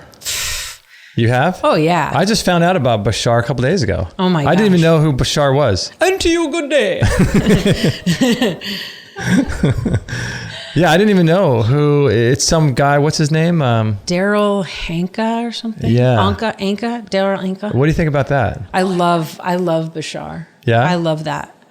Because I listened to Abraham Hicks forever, and then I squeezed everything out that I could from... Where are you getting the time to do all this stuff? At work or on the way to work? I used to have a job where, I'm a designer. So for a while there, I would just put headphones on and just crank through this stuff. Okay. And just now listen it's my while drive. you work. Yeah. Now once I get to work, I have to manage people and stuff. So I can't do that. But I have an hour drive both ways. So, if Extreme Health Radio, if I've already listened to all your podcasts, or I put or Bashar on when I want to get aligned, to be reminded of the positive aspects of things. And I used to do that with Abraham, but Bashar's got more new stuff now. That's interesting. Yeah. I really like the information coming through. Yeah. It's, I think it's really key for people to listen to positive stuff. You know what I mean? If you're just watching the news, you're just getting all this negativity. You're getting all this doom and gloom and all this stuff. And I honestly don't understand people. I still talk to people today I ask them, oh, what are you doing? Oh, we're watching the news. Yeah. It's like, what are you doing? Yeah. People do that. They sit down in front of the TV and they watch the news. Yeah. And it's, I want to say to them, it's not, okay, first of all, it's not the news. It's carefully selected stories that may or may not even be real that they're giving you as some news, but it's not exhaustive. It's not the entire news of everything that's going on in the world. It's carefully selected stories. So it's not the news. Yeah. And the way I look at it is why do you engage in these weird things where you're listening to some news anchor? We were watching something about the flat earth the other day, and the news anchor was saying, it was some weird thing where the news anchor was standing in front of this big TV, and they were saying it was a video shot from somewhere in Michigan across the lake. And apparently the buildings that you could see shouldn't be able to be seen because at least half of the building would have gone under the curve of the earth, right? Yep. And so they were saying on this video, trying to prove the flat earth, they were saying that, that this is not possible. And so they played the clip of the news anchor, and the news anchor gets up there and says, okay, so what you're seeing here, these buildings, it's a very clear day here in Michigan. What you're seeing here, this is an actual hologram, or what did he say? What was the word he used? Mirage. I've seen it, yeah. Yeah, what you're seeing here is a mirage. Yeah. I'm like, dude, don't tell me what I'm seeing or not seeing. Yeah. If the earth is round or if it's flat, what I'm looking at is buildings. I'm not looking at a mirage. Right. Like mirage has to happen under certain specific environmental conditions, and certain temperatures of the air and rising up off the ocean. I'm not looking at a mirage. Like a mirage isn't going to make a building, like a series of buildings in a city. No. But then you have people that just want to be told. They watch the news and they want to be told how the world works. They want to be told all this weird information. I don't get it. I think people think they're staying up on current events. Yeah, that's the excuse, and right? it's just like, yeah, you're just being, this is what I was going to say, is I had read, or maybe I saw a documentary on North Korea, and they said 24 hours a day, they spew propaganda into these people's homes. And I used to just think, oh my God, what a nightmare. How horrible. And then you walk, you go for a walk at night, you see people's TVs on in the news, and it's like, it's here. It's just voluntary. They've just made it so that we want it. Yeah. Yeah. Yeah. They just make it so it's all seductive and just, you got these short little 30-second clips where it's like quick. It just, people love it.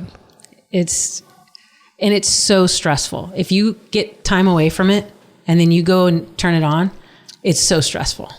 It's crazy. How long has it been since you watched the news? Man. Years? Oh, yeah. Yeah. Oh, yeah, for sure. I remember watching the news. I mean, I've seen the news, obviously. They play the news at the gym, and so it's on with no sound and stuff like that. But it's funny when you watch the news, you see, I mean, I watched it the whole 9/11 day, and that was just a bizarre series. I was more in the Matrix then. But it's just a weird thing. If there's one way to control a massive groups of people and an entire population, the news would be it. TV and media. I mean, like, what better way? They have a direct line to anything they want to say to us and have it feel legitimate. Have you heard what Hillary Clinton is doing? She spent over $1 million. Well, this is the story. See, I don't even like to say, like, I don't know if she's doing this. Okay. This is what I've heard is, the story is that she spent over $1 million on counteracting comments like on Reddit and YouTube and social media. So she's employing people to defend her online with all this stuff. They're known as trolls. Dude, it's insane. I know, right? In the industry, we call them trolls. Yeah. In the truth industry. I believe it. Of course. That's totally a part. I mean, social media. Infiltration. That's what you do. Social media is the best form of advertising. Yeah. And so undoing, bad comments, that's, you got to clean house. That's so crazy. Of course. That's so crazy. I mean, social media too used to be a little bit more of a open channel to each other, but things are being blocked and censored. Totally. And that's a shame. I don't do Facebook, but I'm on Instagram and you don't have a regular Facebook account? Mm-mm. Why? It got weird. It does, huh? It got really weird. I think a little bit people were I would see their fake life, and then I knew them so well that I knew their real life, and I was like, oh, come on. It's like, I know this girl. She's like one day away from divorcing her husband, and here she is on Facebook. Here's me and Happy anniversary. Yeah. Oh, I love you, honey. That's actually the exact scenario. Is it? Yeah, and just because it's like every other scenario. It's all the time. Exactly. And so what I found, I just switched over to Instagram because it was just more artsy, more visual. Yeah. But then I started finding these sort of revolutionary people, and now I don't even really see my friends on my feed. I see these people. That's why I'm a African American vegan crossfitting surfer, male crossfitting surfer. According to my Instagram profile, like of my, you get a public feed because it takes previous likes of yours, and it sends you what builds a profile. Yeah, right? It builds a profile. Yeah. And so I get. Yeah, how do you know that? I can see it. Oh no, yeah, it's just all of my feed is like, oh, it's that kind of stuff. Nubian princess, and I'm in the African world. Look at you. But those are my people. Like, seriously, it's so funny to say those are my people because we're aligned. We're aligned on the things that we believe in. And it's funny. I eat meat but I'm so much more aligned with vegans. Yeah. Oh, because you're a black vegan, right? I'm a black vegan. Yeah. And then, of and course, then the farthest thing from it, you're like this white blonde haired female. Eats meat. I mean, I eat clean meat, but that's hilarious. And I don't even remember. There's nothing wrong with being a black vegan. So then Instagram opened up all this new content, all these new ideas about just truth, or what people are saying is truth, which is different than anything I've ever heard. So of course you see it, and then you just start Googling, and then find books on it, and then you're off to the races. Yeah, and it's just so fun. I mean, guess my hobby is just like yours. It's just discovery. It's just like, cool, let's do this. Yeah, because when you realize, like when I first started realizing, I first got into this area back in like 1998 or something. A friend of mine, he lives down by the beach. He has a house down there, and I would always get in these conversations with him, and he would talk to me about the pyramids and all this research he's doing. It's like, tell me about these stones and all this information that was just blowing my mind. And so that's when I first got into it. But it's interesting that on our other show, Extreme Health Radio, we do all alternative health stuff.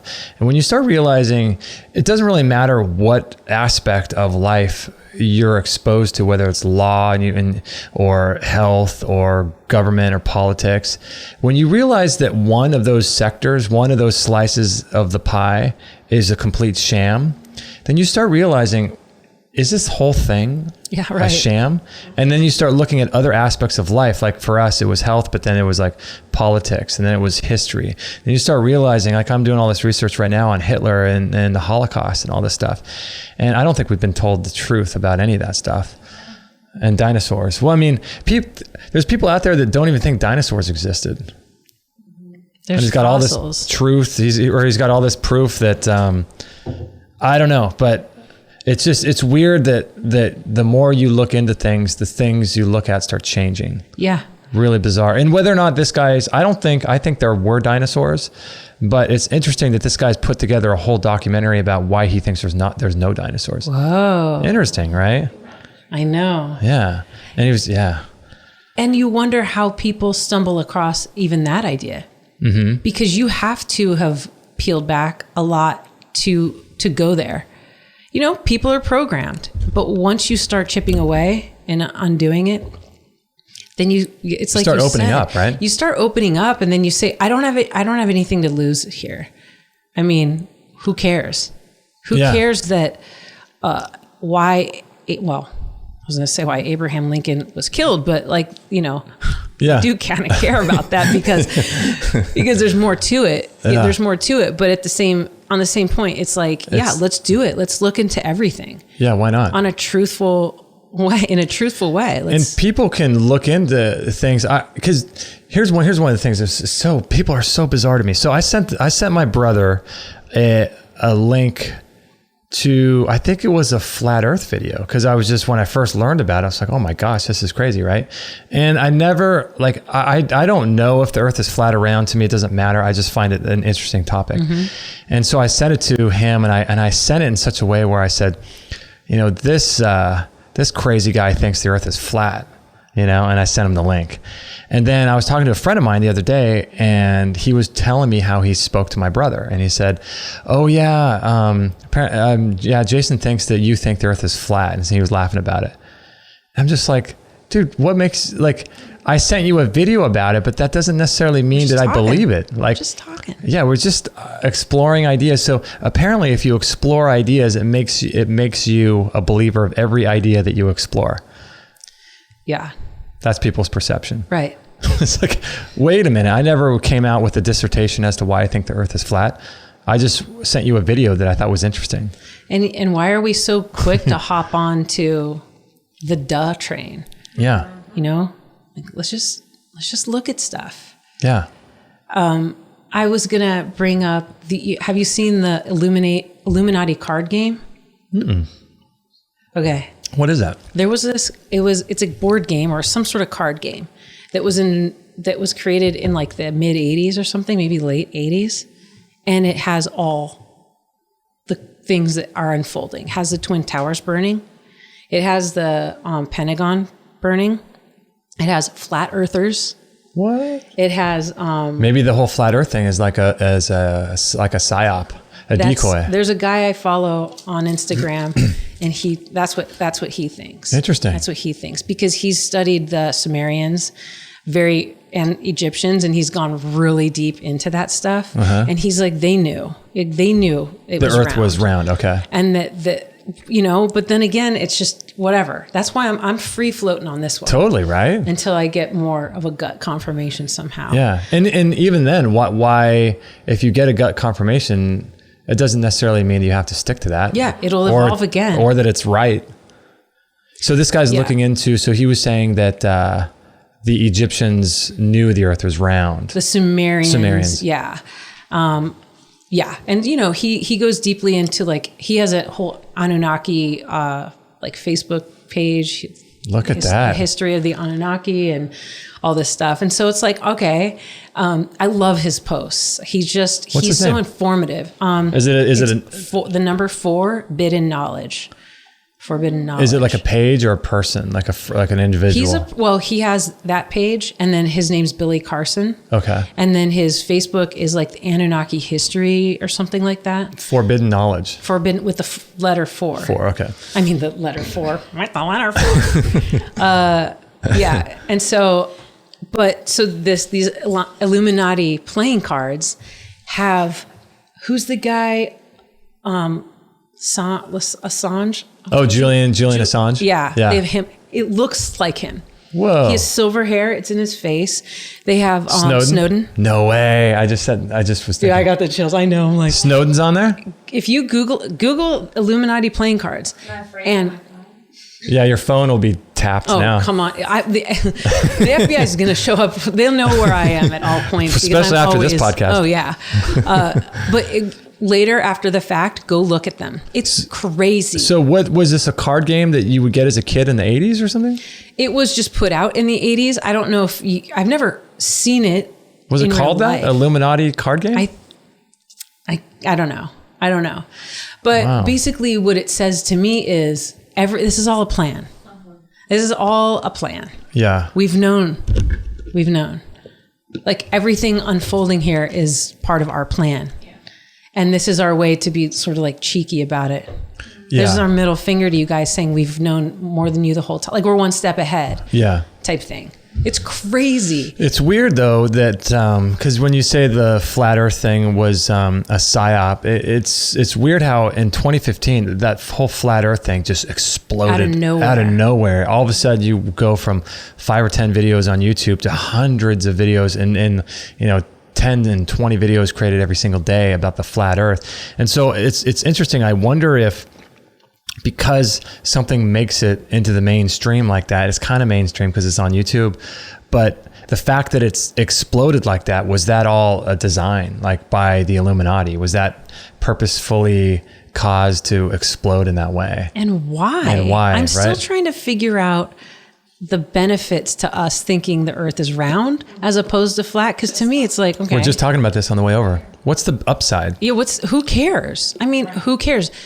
Is it that they're trying to defraud NASA or expose NASA for something, and who cares? Well, I think the people that are into the flat Earth would say that you can't argue that the Earth is round and have NASA be a part of that argument.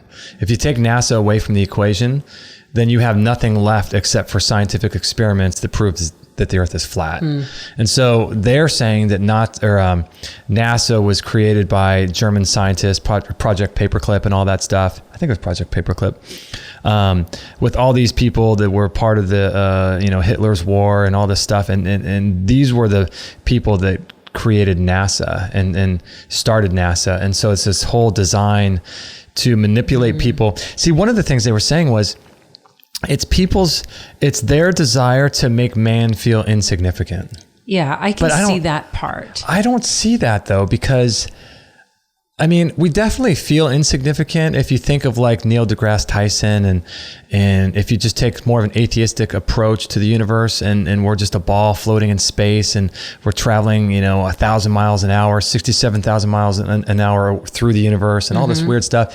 And it does make you feel insignificant, but I mean, it seems like a lot of money to make a Defense Department institution called NASA to get people to think they're insignificant, doesn't it? Yeah, that seems doesn't kind of quite weird. add up. It doesn't seem right. Who knows? Yeah. Who knows? Yeah. It just seems like it's a lot of hoops to jump through. If I were to believe that the Earth is flat, I would have to then believe that the other planets are an illusion. Because why are we an anomaly? Right? Like, why are we this one anomaly and we're surrounded by spheres? And also just look at nature. You blow a bubble, it's not a disc.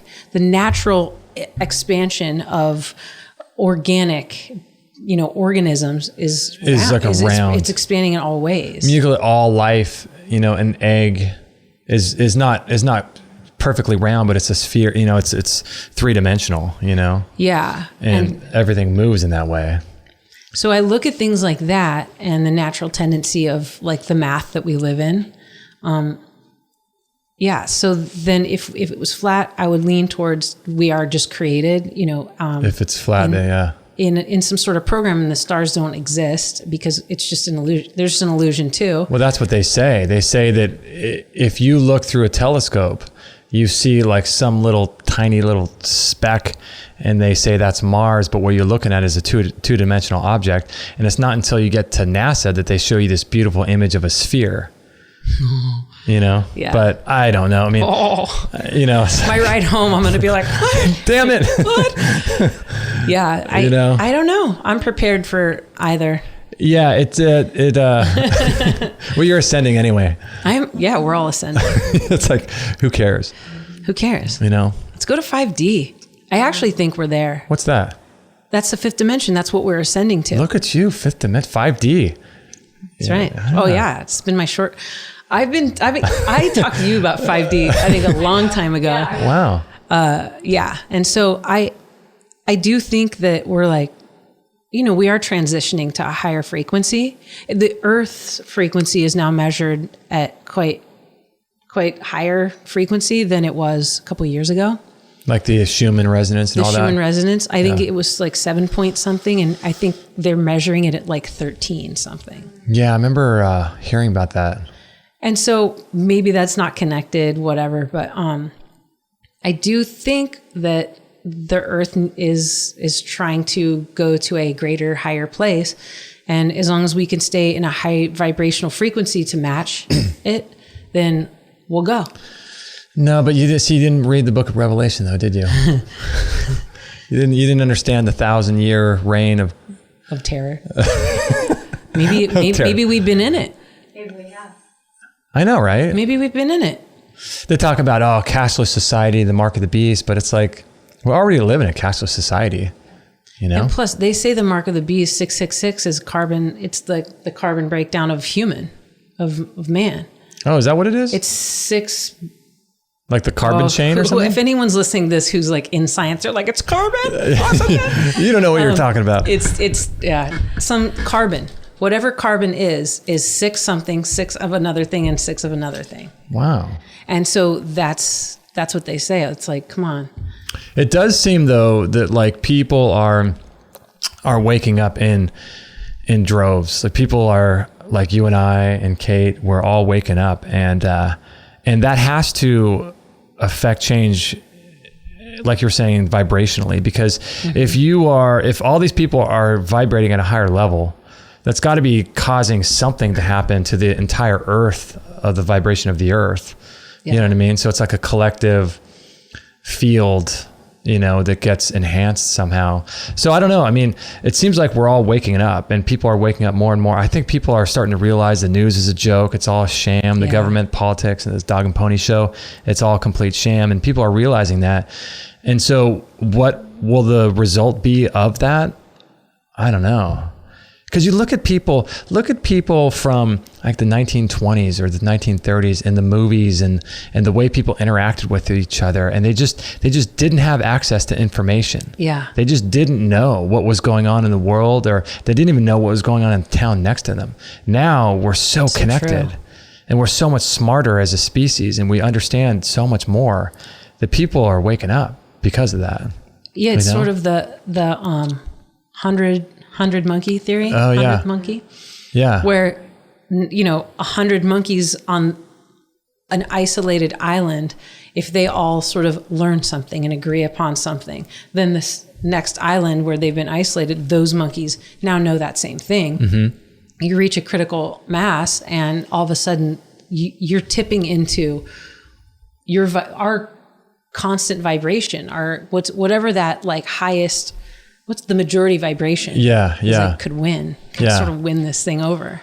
I hope that something changes with America, because people are just, these elections, I think, are just, it's the most idiotic way to go about. I mean, why do we all have to have like a one person to run our nation, and we can't vote by the internet, and our votes, I don't even think our votes matter. Have you seen that documentary, Hacking Democracy? No.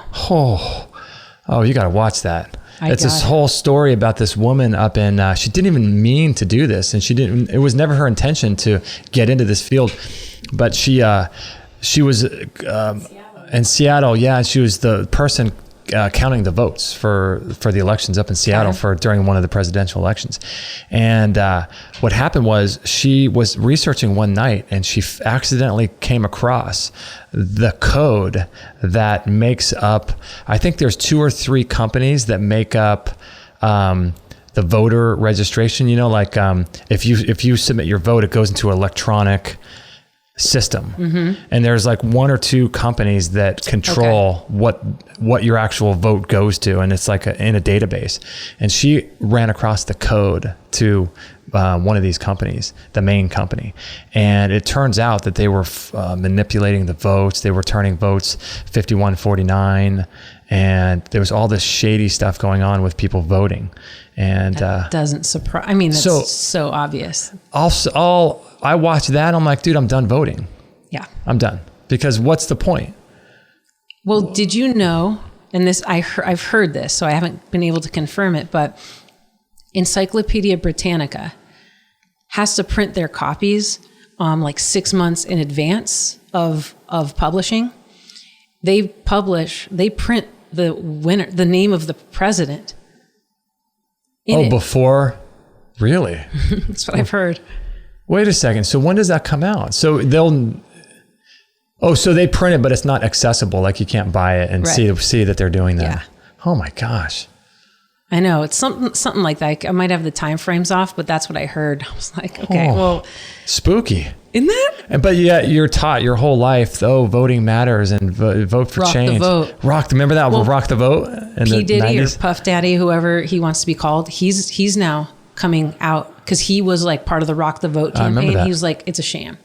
Really? Yeah, he's coming forward like that. So really, I love that. He's part of your people. He's part of my people. He's a vegan. Is he vegan? He might as well be. I mean, yeah. That's crazy. Yeah. So I love that people like that. Like Justin Timberlake and his wife came forward, saying they're not going to vaccinate. Oh, they're not going to vaccinate. Yeah. I mean, they can do whatever they want because they have, F money. Yeah. Like, screw it. But it still matters. It's still going to affect certain people and make them look into it a little more critically, because it's Justin Timberlake. Yeah, I bet he's catching so much flack for that. Maybe. I don't know. What about Kristen Bell? Her, she, and Dax Shepard. Oh, yeah. Is that his wife? She's like super pro-vax and do you know very Kristen verbal. Bell? Yeah. Yeah. She's pro-vax? Super. She's really, really outspoken about it. Yeah, and so I see them as like the two sides. So is Dax pro-vax as well? He must be. Okay, so she is. Yeah. Oof. I know. Weird world. But randomly, when celebrities have the guts to come out and do that, it's a big deal. Like De Niro, Justin Timberlake, P. Diddy. Were you? Jenny McCarthy. Oh, Jenny McCarthy. Yeah. Were you vaccinated? You were probably vaccinated. I'm sure I was. Yeah. I know. I was just thinking, I don't have the polio. That's that mark people have? They ended it like my sister's year. Okay. So she was 2 years older than me. Your brother too. Yeah, my brother has that. It's like a big old. Yeah, What scar. what kind of I think what it's was polio. that? Is it polio? But why does it leave a scar like that? I don't know. Remember? Okay, when I was a kid, there were all these kids born without limbs from the generation just before like my sister and I, because they had taken some sort of pill or During pregnancy, right? It was like a pregnancy. So all these kids had no legs or no arms or no fingers. I mean, you're taking medication, this weird, like experimental chemical poison that your doctor says is okay while you're pregnant. What is that? And why aren't we pointing back to that? Why does nobody talk about that? Yeah, it's like this was given to you through your trusted medical institution. Your baby was born as a torso. Yeah. Why aren't we pointing to that when we talk about vaccines? Where is that evidence? Like, it's perfect. And why don't we bring that up? That's a good point. Because people could easily bring that up and say, if you just looked into the history and just said, look at all the times in history where the medical establishment just was flat out wrong. Why don't we just make a list of 20 times where that happened and just use that? I see those lists of how many deaths, what deaths were caused by in hospitals, or even Susan Humphrey's book, Dissolving Illusions. Oh, no, I don't know that. It's like 3 inches thick. Second time I've heard it this week. Okay. Second time I heard it this week. Because Dr. Bergman, in passing once, said the name Susan Humphreys. And I was like, ooh, I need to know. So I went on Amazon just seeing if she had a book. And she's a major book. What's it? It's called Dissolving Illusions. And it really walks you through. She was a medical doctor. She really believed, she pushed vaccines.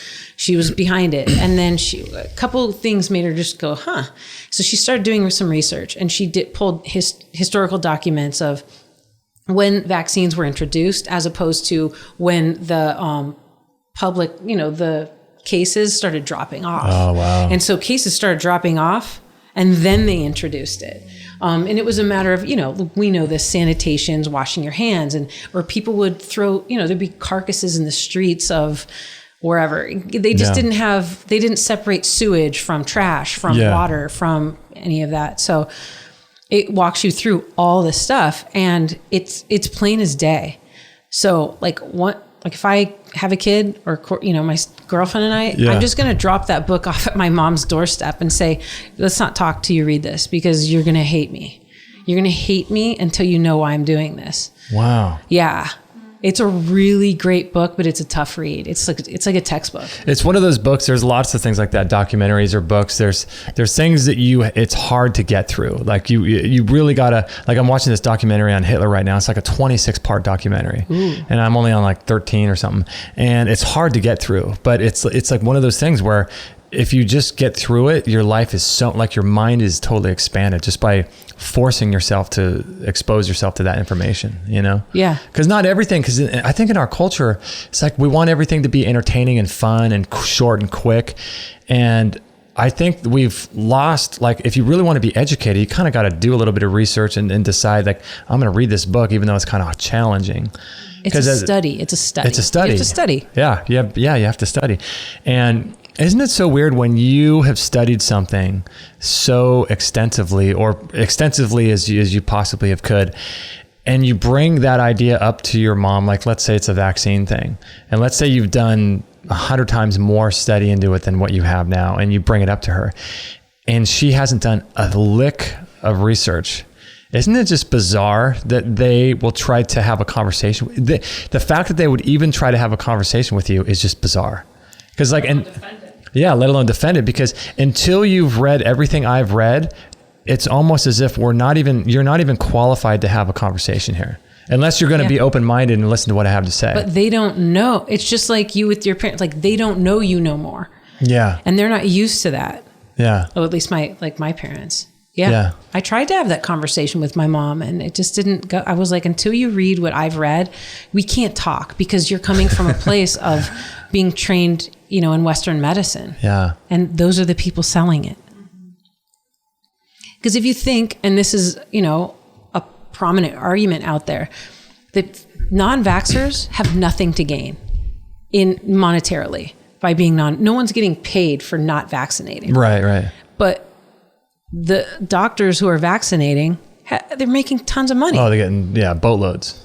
And so who are you going to trust? And it's a shame the guy in the white coat, he's the one scamming you. He doesn't care about your kids like you do. Yeah. And once a kid gets screwed up, then it's like, okay, now I'm on a roller coaster ride for the rest of that kid's life to try to get that kid clean again.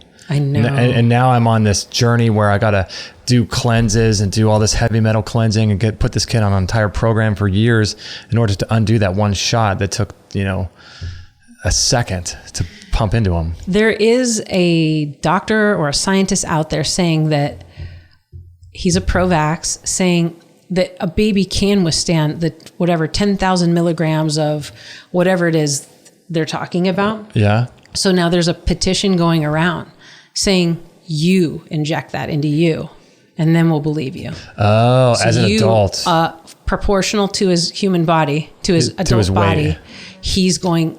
Everyone wants him to inject himself with these Is he willing neurotoxins. To do it? Probably not. But what would the argument be? But there's a petition going around, and so it's kind of cool. What if he does do it? But here's the bad thing. What if he does it and nothing happens to him? Blood-brain barriers. Yeah. Yeah. Yeah. What if nothing happens to him? That's true. Then it's like, crap, that was our biggest thing. Or how to know what's in it. Anyway. Yeah. Yeah, that's another thing. Yeah, that's true. I mean, unless we were to, because he could inject water into him, how would we know? He could say, yeah, I just did it. I'm fine. No, yeah, and it shows him doing an independent injector. A third party. Well, I think multiple third party testing. Double blind. Yeah, right.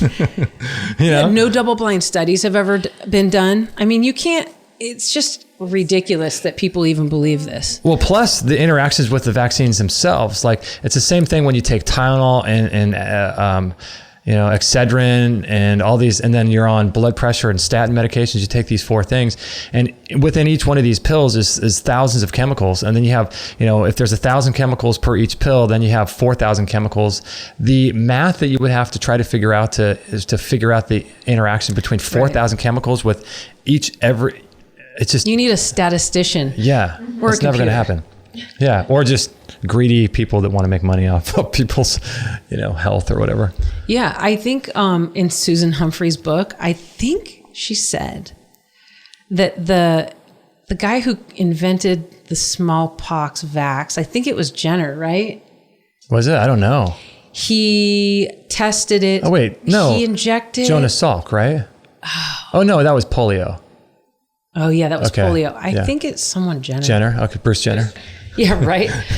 Before he became Caitlyn. Injected his kids in a public forum to show how safe they were, and one of them died, and another one was like critically injured for Died on the spot, or I don't know on the spot, but it's like, where's that in the news? Where's that in the historical documents of vaccines? What vaccine was that? Polio? Smallpox. Jenner. So people could search that. Yeah. Wow. How long ago was that? Like decades ago? 18 something. Oh, like 100 years ago or more. 1850s? I don't know. Whoa, dude. I could be way off with the dates and things and names. You ever seen or people or stories. But trust me on this one. Have you seen those videos going around where a doctor has shown themselves getting vaccinated? Have you seen those, like flu shots or stuff like that? And it just makes me think, how do we know what's in those syringes? Could just be water. Yeah, because I think a lot of doctors wouldn't vaccinate their kids, and they admit it, but they can't get out of the system. If they don't do it and play by the system, they'll lose their big paychecks. There's something like same thing with cancer. It's something like 90% of oncologists wouldn't go through chemo when they were polled. And it's like, dude, but they can't say that to their people. No. I wonder if vaccines and all this stuff is, it seems like if you're going to prevent a population from waking up, you have to make their mind foggy and cause them to become sick and ill. Because then all of a sudden, if you're sick and ill, whether it's from vaccines or whatever, then the person has to focus a big chunk of their life to sort of re-getting or reclaiming some baseline level of their health. And then if they're spending all their time doing that, then they're not looking into, the Federal Reserve, and they're not, and their consciousness isn't awakening. They've got no spiritual life. So, I mean, if you keep people busy and in debt and sick, it's like, what extra time are they going to have to? It's so true. It's so wake true. up, Yeah. When you don't feel good, your only focus is just feeling better. Yeah. And it's not trying to take down, the system. Yeah. V for Vendetta. You got to feel real good. Yeah. You got to have a lot of energy. You got to feel pumped and take down the system. Like today's the day. Yeah. We just got done watching V for Vendetta. Have you ever seen that? Yeah. It's such a good movie. Yeah, it's been a while, but I have seen it. It's like 10 years old, right? That's where the anonymous mask came from, huh? Yeah. Did it originate before that? Maybe. I don't know. Yeah, I'd never seen it before that, but that's a spooky looking mask. Yeah, it is. But that's a good movie. Yeah, maybe I'll have to watch it again. I kind of forget. Yeah, it was with Natalie Portman, and it was all about Guy Fawkes Day, and this guy. What one scene where he's blowing up the? No, where he tortures her. Oh gosh. So cool. It's like the getting out of the system. Oh yeah. I'll let you watch it. It's just so good though, or rewatch it again. It's such a good movie. Yeah, I'll check it. V for Vendetta. Can I do a potty break? Do you want to stop, or do you want to? Potty break. Just want to do a pause? Okay. Yeah, let's pause it. You gonna edit that out, or people are gonna know I'm just? No, it's fine. We all got to go to the bathroom. We're real. All right. Or Kate, do you want to take her spot while that way we don't have to pause it? Where should I go? Oh, there's a Go down to the right. yeah, there's a key and we can. You don't even need a key. Yeah, the door should be open. My name's Jessica. My name's Silly Bird. No, I love that one scene in V for Vendetta. Yeah. When, I mean, if I don't want to ruin it for people who haven't seen it. Spoiler alert. It's been 10 years. Yeah, it's been out for Hey, do you mind when she gets back? That way I don't have to pause it. Yeah. Do you want to take over for me? Sure. And then I'll have to talk with her. Okay, cool. She's awesome. Yeah, she's cool. Yeah, I just love that one scene though where she apparently thinks she's getting out of this house and she's trying to get away from these bad guys, and she gets like a black what's that called? Like a cloak. Over her head, and gets taken away, and next thing she knows is it's being taken off and she's under these bright lights being interrogated by whoever. Right. And she won't answer a question because she doesn't know the answer, and so she goes through this series of torture, just water torture, sleep deprivation. I mean, there's horrible things. He shaves her head. He's strips her of everything, and she looks down to skin and bones. By the way, she looks really good with a shaved head. Is she your girl crush? She might be my girl crush. But it's interesting. It's this really intense scene, and you're like, what the hell is going on with this girl? Like, who's doing this to her and why? And so at the end of the scene, he's always a dark-faced guy. You can't tell who he is. It's always like the light's on her, but you can't tell in the shadows who he is. Oh, right. And he's like, what does he say? Something like, you tell us one more time, we're going to give you one more chance, or we're going to take you out back the chemical shed and shoot you. And she's like, just shoot me. Like, I'm not going to cooperate. Right. And so they're like, okay. And he goes up to her closer and he's like, you have no more fear. You're free to go. And she's like, what? And then she's like, what just happened? And then she walks out of the little cell prison door that she's been in. And these guards that she looks down the hallway, she starts passing them, and they're like just these like dummies holding fake guns. And I thought, isn't that interesting? Like, when you have no fear, that's the point where you're free. That's the only way in which you're really ever truly free. When you have no fear at all. Yeah. Yeah, that's the hard thing though. I know. It's hard to have no fear at all. I know. Yeah. I know. It's intense. Want to switch up real quick? We're doing a switch. We're doing a switch. Go there. I get to talk to you. Yeah, I'm going to go Oh. to the bathroom real quick. Hi. Hi. Rotating energy. Rotating. Have you heard of the theory that some people have that children born, before May of 2017 Just is the door open? Okay. are from Earth, and then the children born after May of 2017 are from the future, and they're angels coming to change the Earth? Have you heard that? I haven't heard that specifically broken down like that, but Dolores Cannon did indicate that there would be a different species coming. Whoa. So, whose theory is that? I read something like that somewhere, and then I had this psychic reading down in Encinitas by this woman, Pam Crane. I'm not kidding. She changed like everything she said. I was like, what the heck? And she's like, here's where your best outcome is. If you want to have a child coming from your past, and it's like an earth plane person, but she goes, it's probably a spirit you've traveled with before. If you want to have children coming from the past, that's fine, but get pregnant before this time. Any children born after to certain people, I don't know if it's all over or just certain enlightened people or people that are awake. Any child born after 2017 of May are going to be from the future, here to change the planet. She's like, it's really big stuff. So is that kind of what Dolores is into? Yeah, it pretty much was. She did say that it would be a totally different species of babies. Whoa. And it's funny you say that because a long time ago, it was probably 10 years ago. I had a dream where I was playing with this baby and it was just sitting on the bed and it was my baby in my dream, and all of a sudden after a while, it just looked me dead in the eyes and it had these bright blue, it was like light in its eyes. And it said, I'm coming for you, or I'm coming to you. And I was like, and I woke up and it was just like, it was so weird because like babies are just like all over, right? And it just locked in. Was it scary? It wasn't scary. Intense? It was like, it was a certainty. And it felt like that. And then, and lately I've had dreams of this baby and I feel like it's this, like a light child.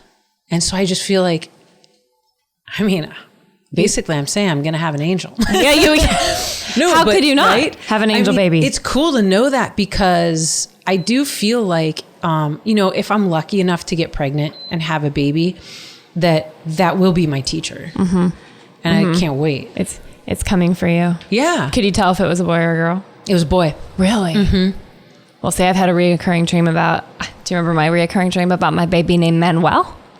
And I've had this, I haven't had it in a long time, but I've had this dream a lot.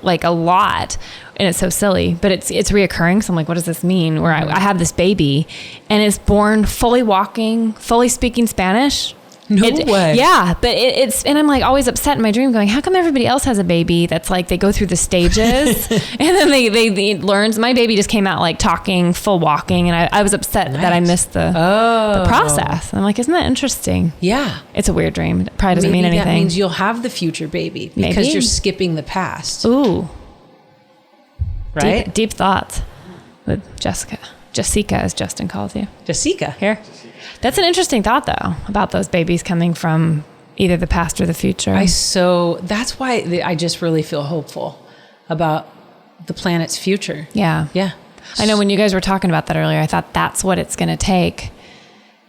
Something has to shift, and it's shifting. So if we're all becoming aware, it has to translate at a frequency level to the next. It's almost like they have to be from somewhere else or from some different time in order to.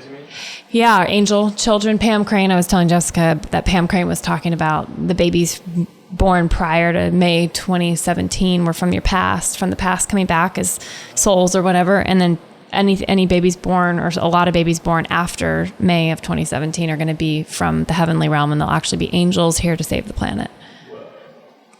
Wow. Little light conversation. I love that. Yeah, it's kind of cool though. Yeah, I think kids now, younger kids, are magical. I do too. I have a team of 5 designers that I manage, and they're all angelic. It's really weird. How old are they? They're about 25. A couple of them are 30. They're less angelic, Really? a little bit. But the 25-year-olds, they're just amazing. They're amazing people. I'm so impressed with them. Is that kind of like how you were talking about your brother earlier? Is he one of those? Does he fit into that category, or is he an angel of a different kind? Yeah, he would fit in that. He would. What about them is so angelic? They just care. Everything has so much care involved. And a lot of the younger kids that I work, that work at my company are so selfless, and they just want to serve. They want to serve the world and make the world better. So there's that aspect. But the ones on my team, they just down to the tiny detail. They like care about. I don't know. It's weird. It's just like to put their best selves, but in not an ego way. In like a humble. Yeah, it's really interesting. And they're so kind and they're gentle. Like I can't be, I'm their boss and I kind of have to be a little bit soft on them. Yeah. But I'm a good boss to have in that way because, I can teach them, talk to them from a spiritual level-ish without saying it. Yeah, so it's pretty incredible. I know that they're different. It's pretty, yeah. They weren't the kids I went to school with. They were like, right. Clubbing and like taking bong rips on a Monday. Yeah. Yeah. People, I think kids though are waking up, and then I'll let you have your chair. But I realize even just how many younger, 20 and younger are becoming vegan and vegetarian. Like they have strong convictions at a younger age. Yeah. One of them's trying to lean towards veganism. Sure. Yeah. And whether, there's nothing wrong with, eating meat or not, but it's just that they have this higher calling of like, what makes sense here? How are we hurting the least amount of people and animals? And it matters to them. It really matters. Yeah.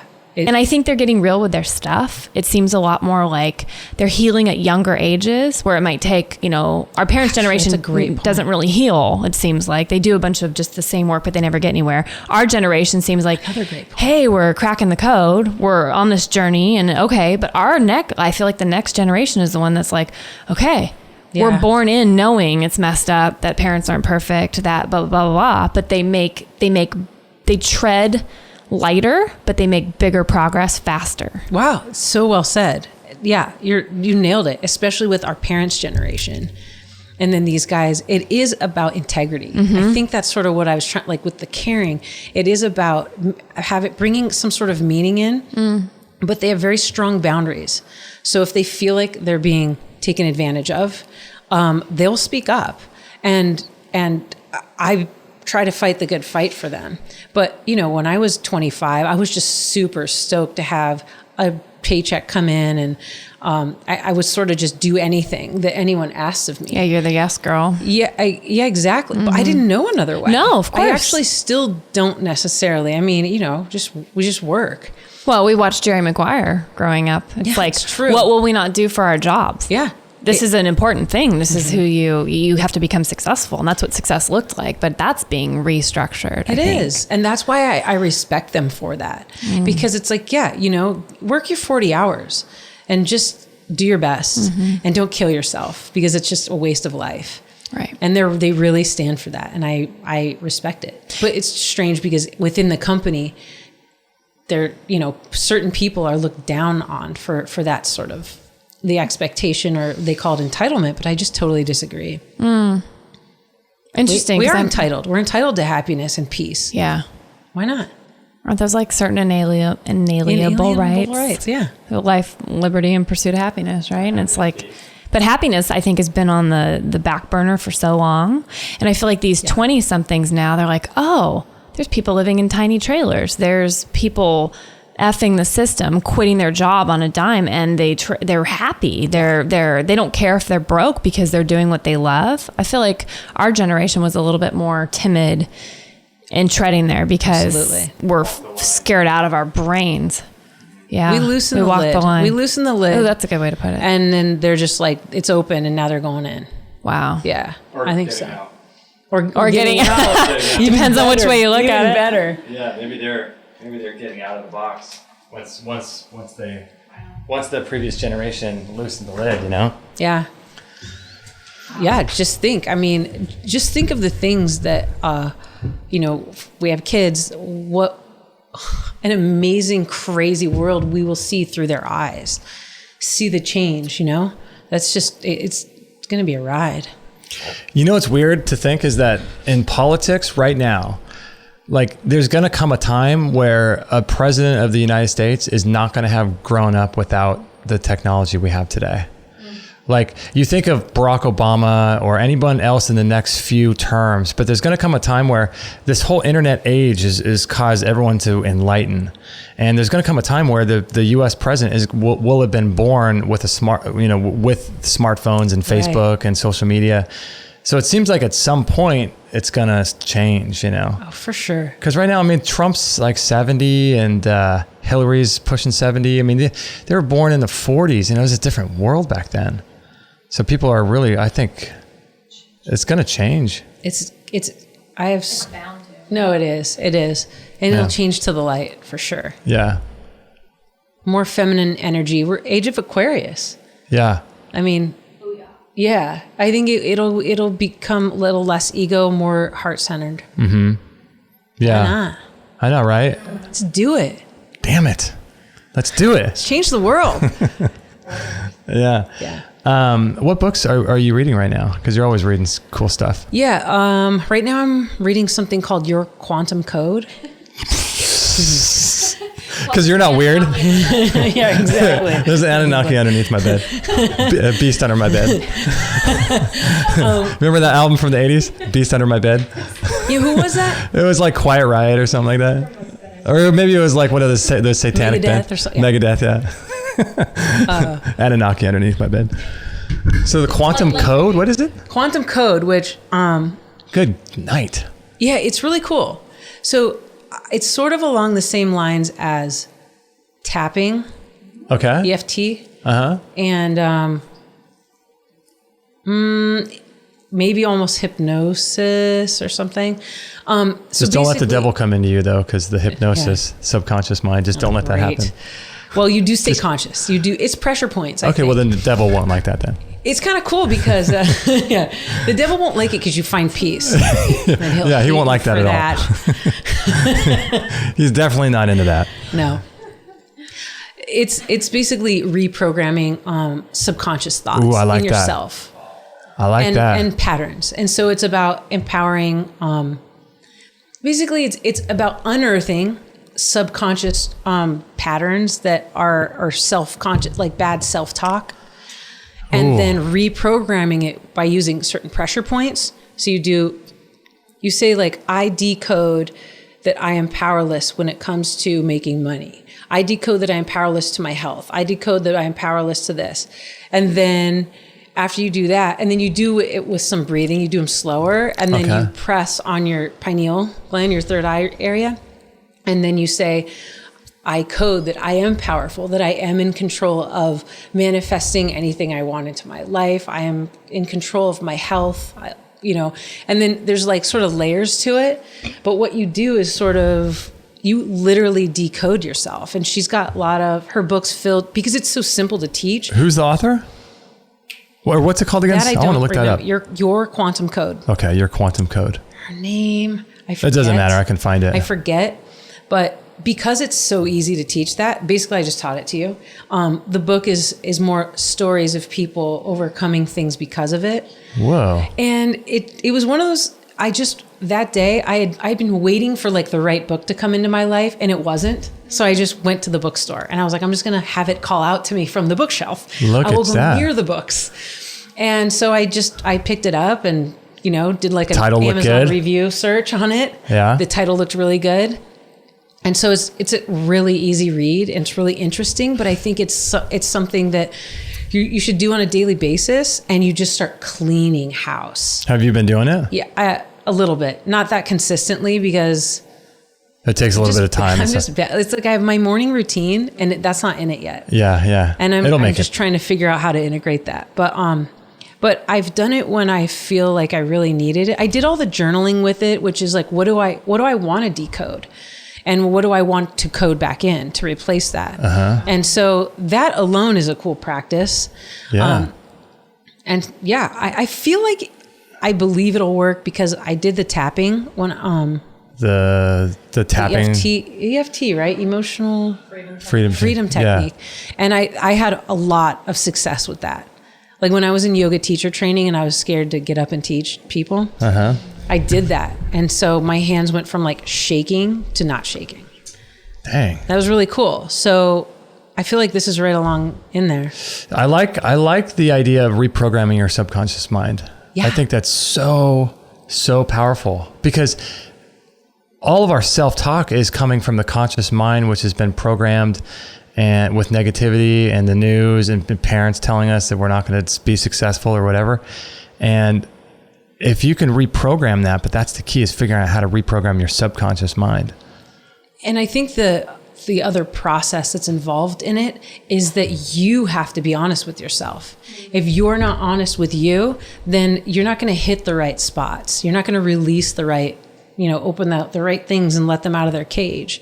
So you have to start to analyze, not really analyze, but just be self-reflective in a very open and honest way. And some of this stuff was kind of gross to write down.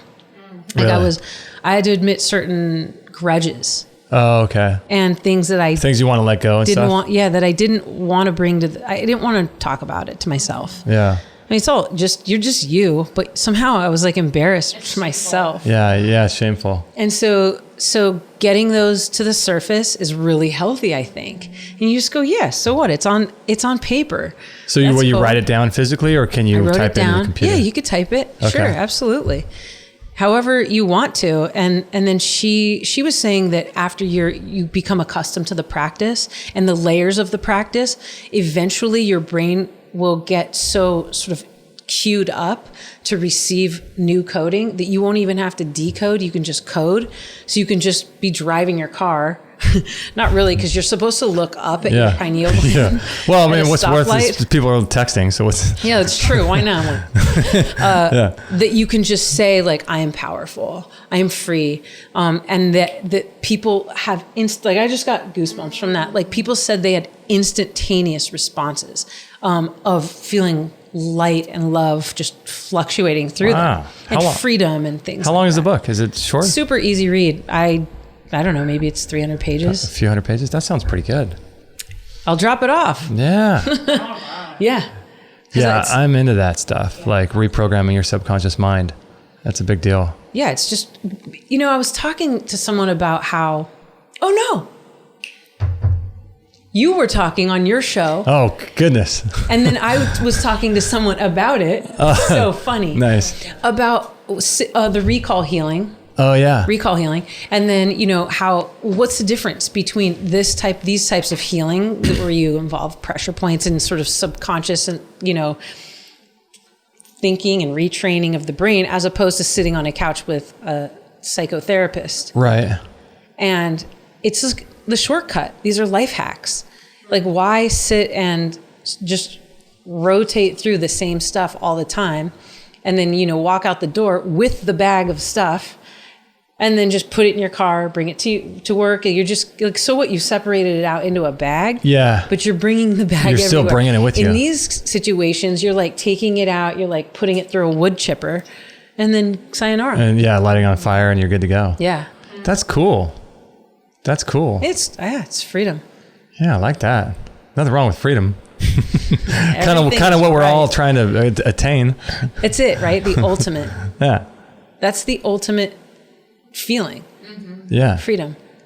Complete freedom. Being able to control your environment, your body, your time, what you want to do, all that stuff. Oh, you want to hear something so unfree?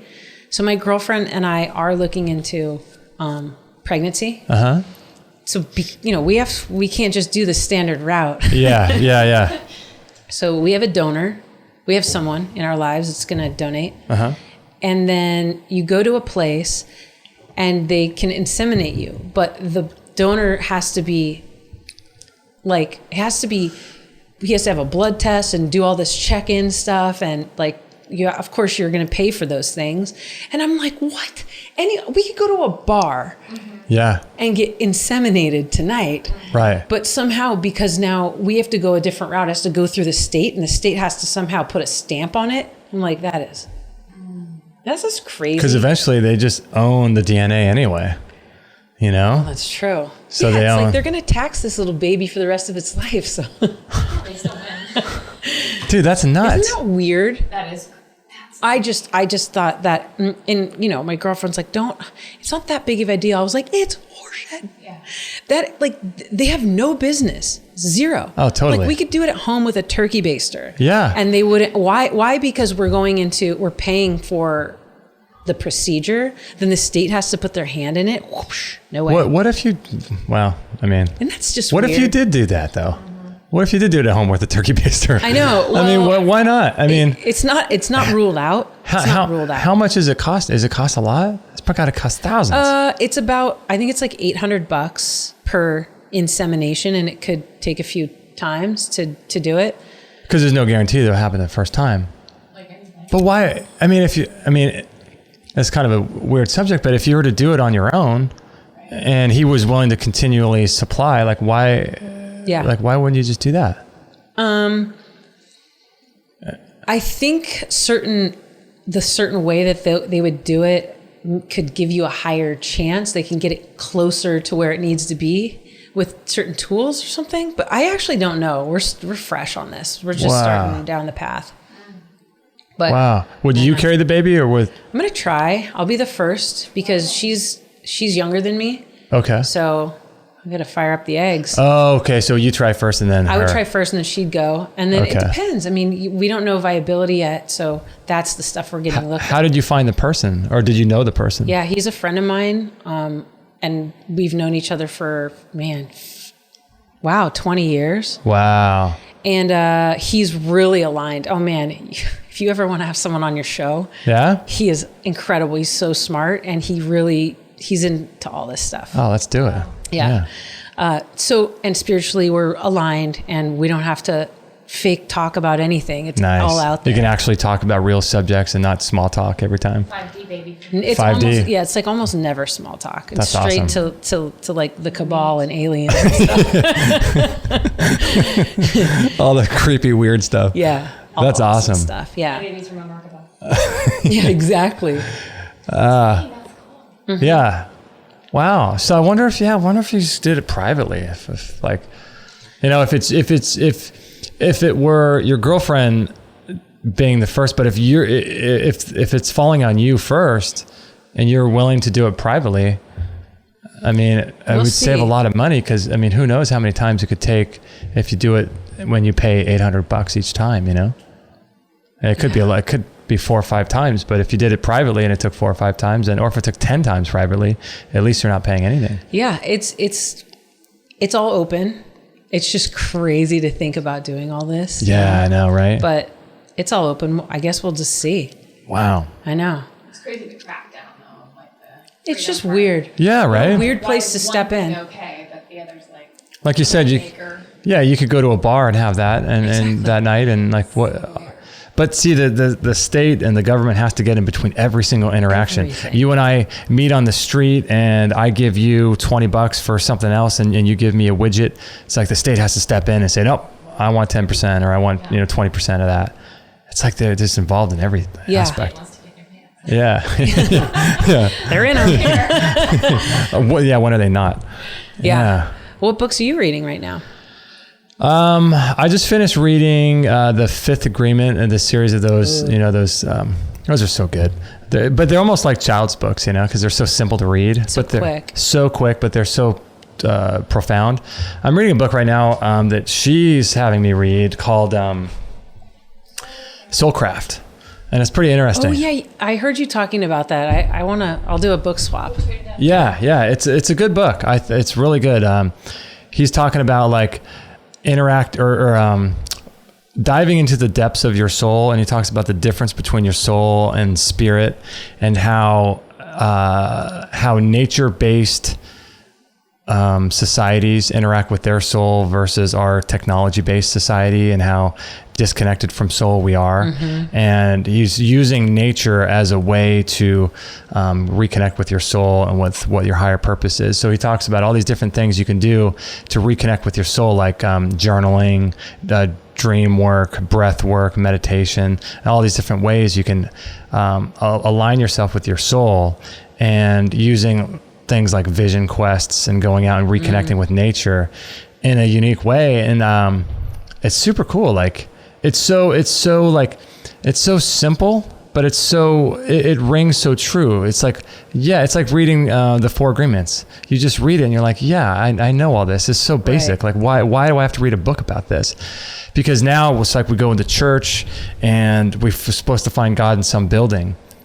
You know what I mean? Or we're supposed to be inside, but man, the more we get into nature and get into outdoors, it's like that's when you reconnect with who you really are. Yeah. And we hardly ever get to do that. Yeah, I mean, we're disconnected from everything in our lives. Like, you can't even look at the stars on a summer night because there's so many streetlights.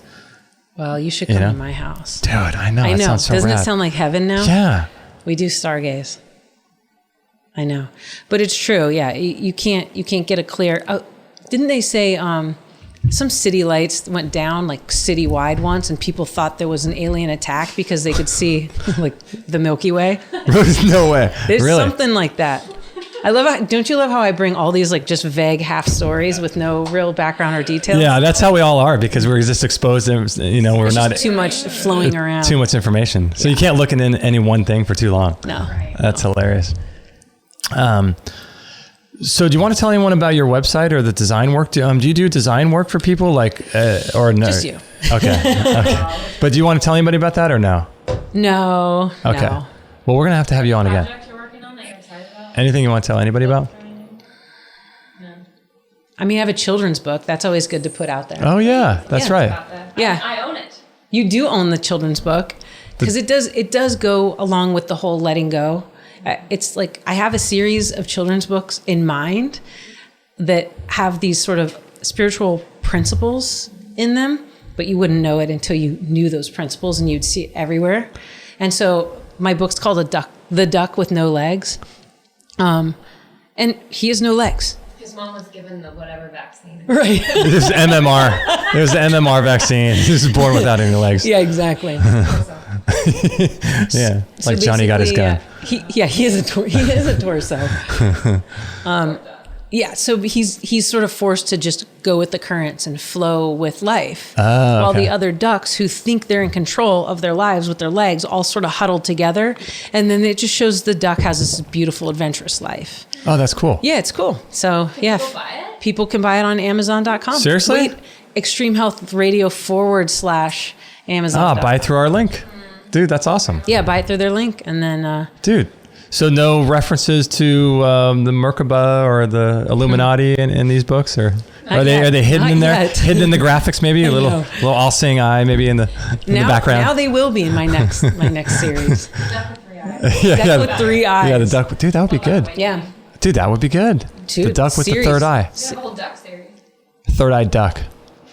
Not third You eye. guys, Third-eyed duck. I might have to change up the animal so that, Oh yeah, Don't catch on. yeah. yeah. So I look creative. Dude, that's awesome. Blue with 3 eyes. Yeah, good talk, everybody. Yeah, thanks. We almost went for 3 hours. What? Can you believe that? Time 2 flies. hours. 2 hours and 50 minutes. Time flies when you're having fun. That's bizarre. Thanks for being our first podcast. I feel so honored. You have no idea. That's Really awesome. fun. Totally.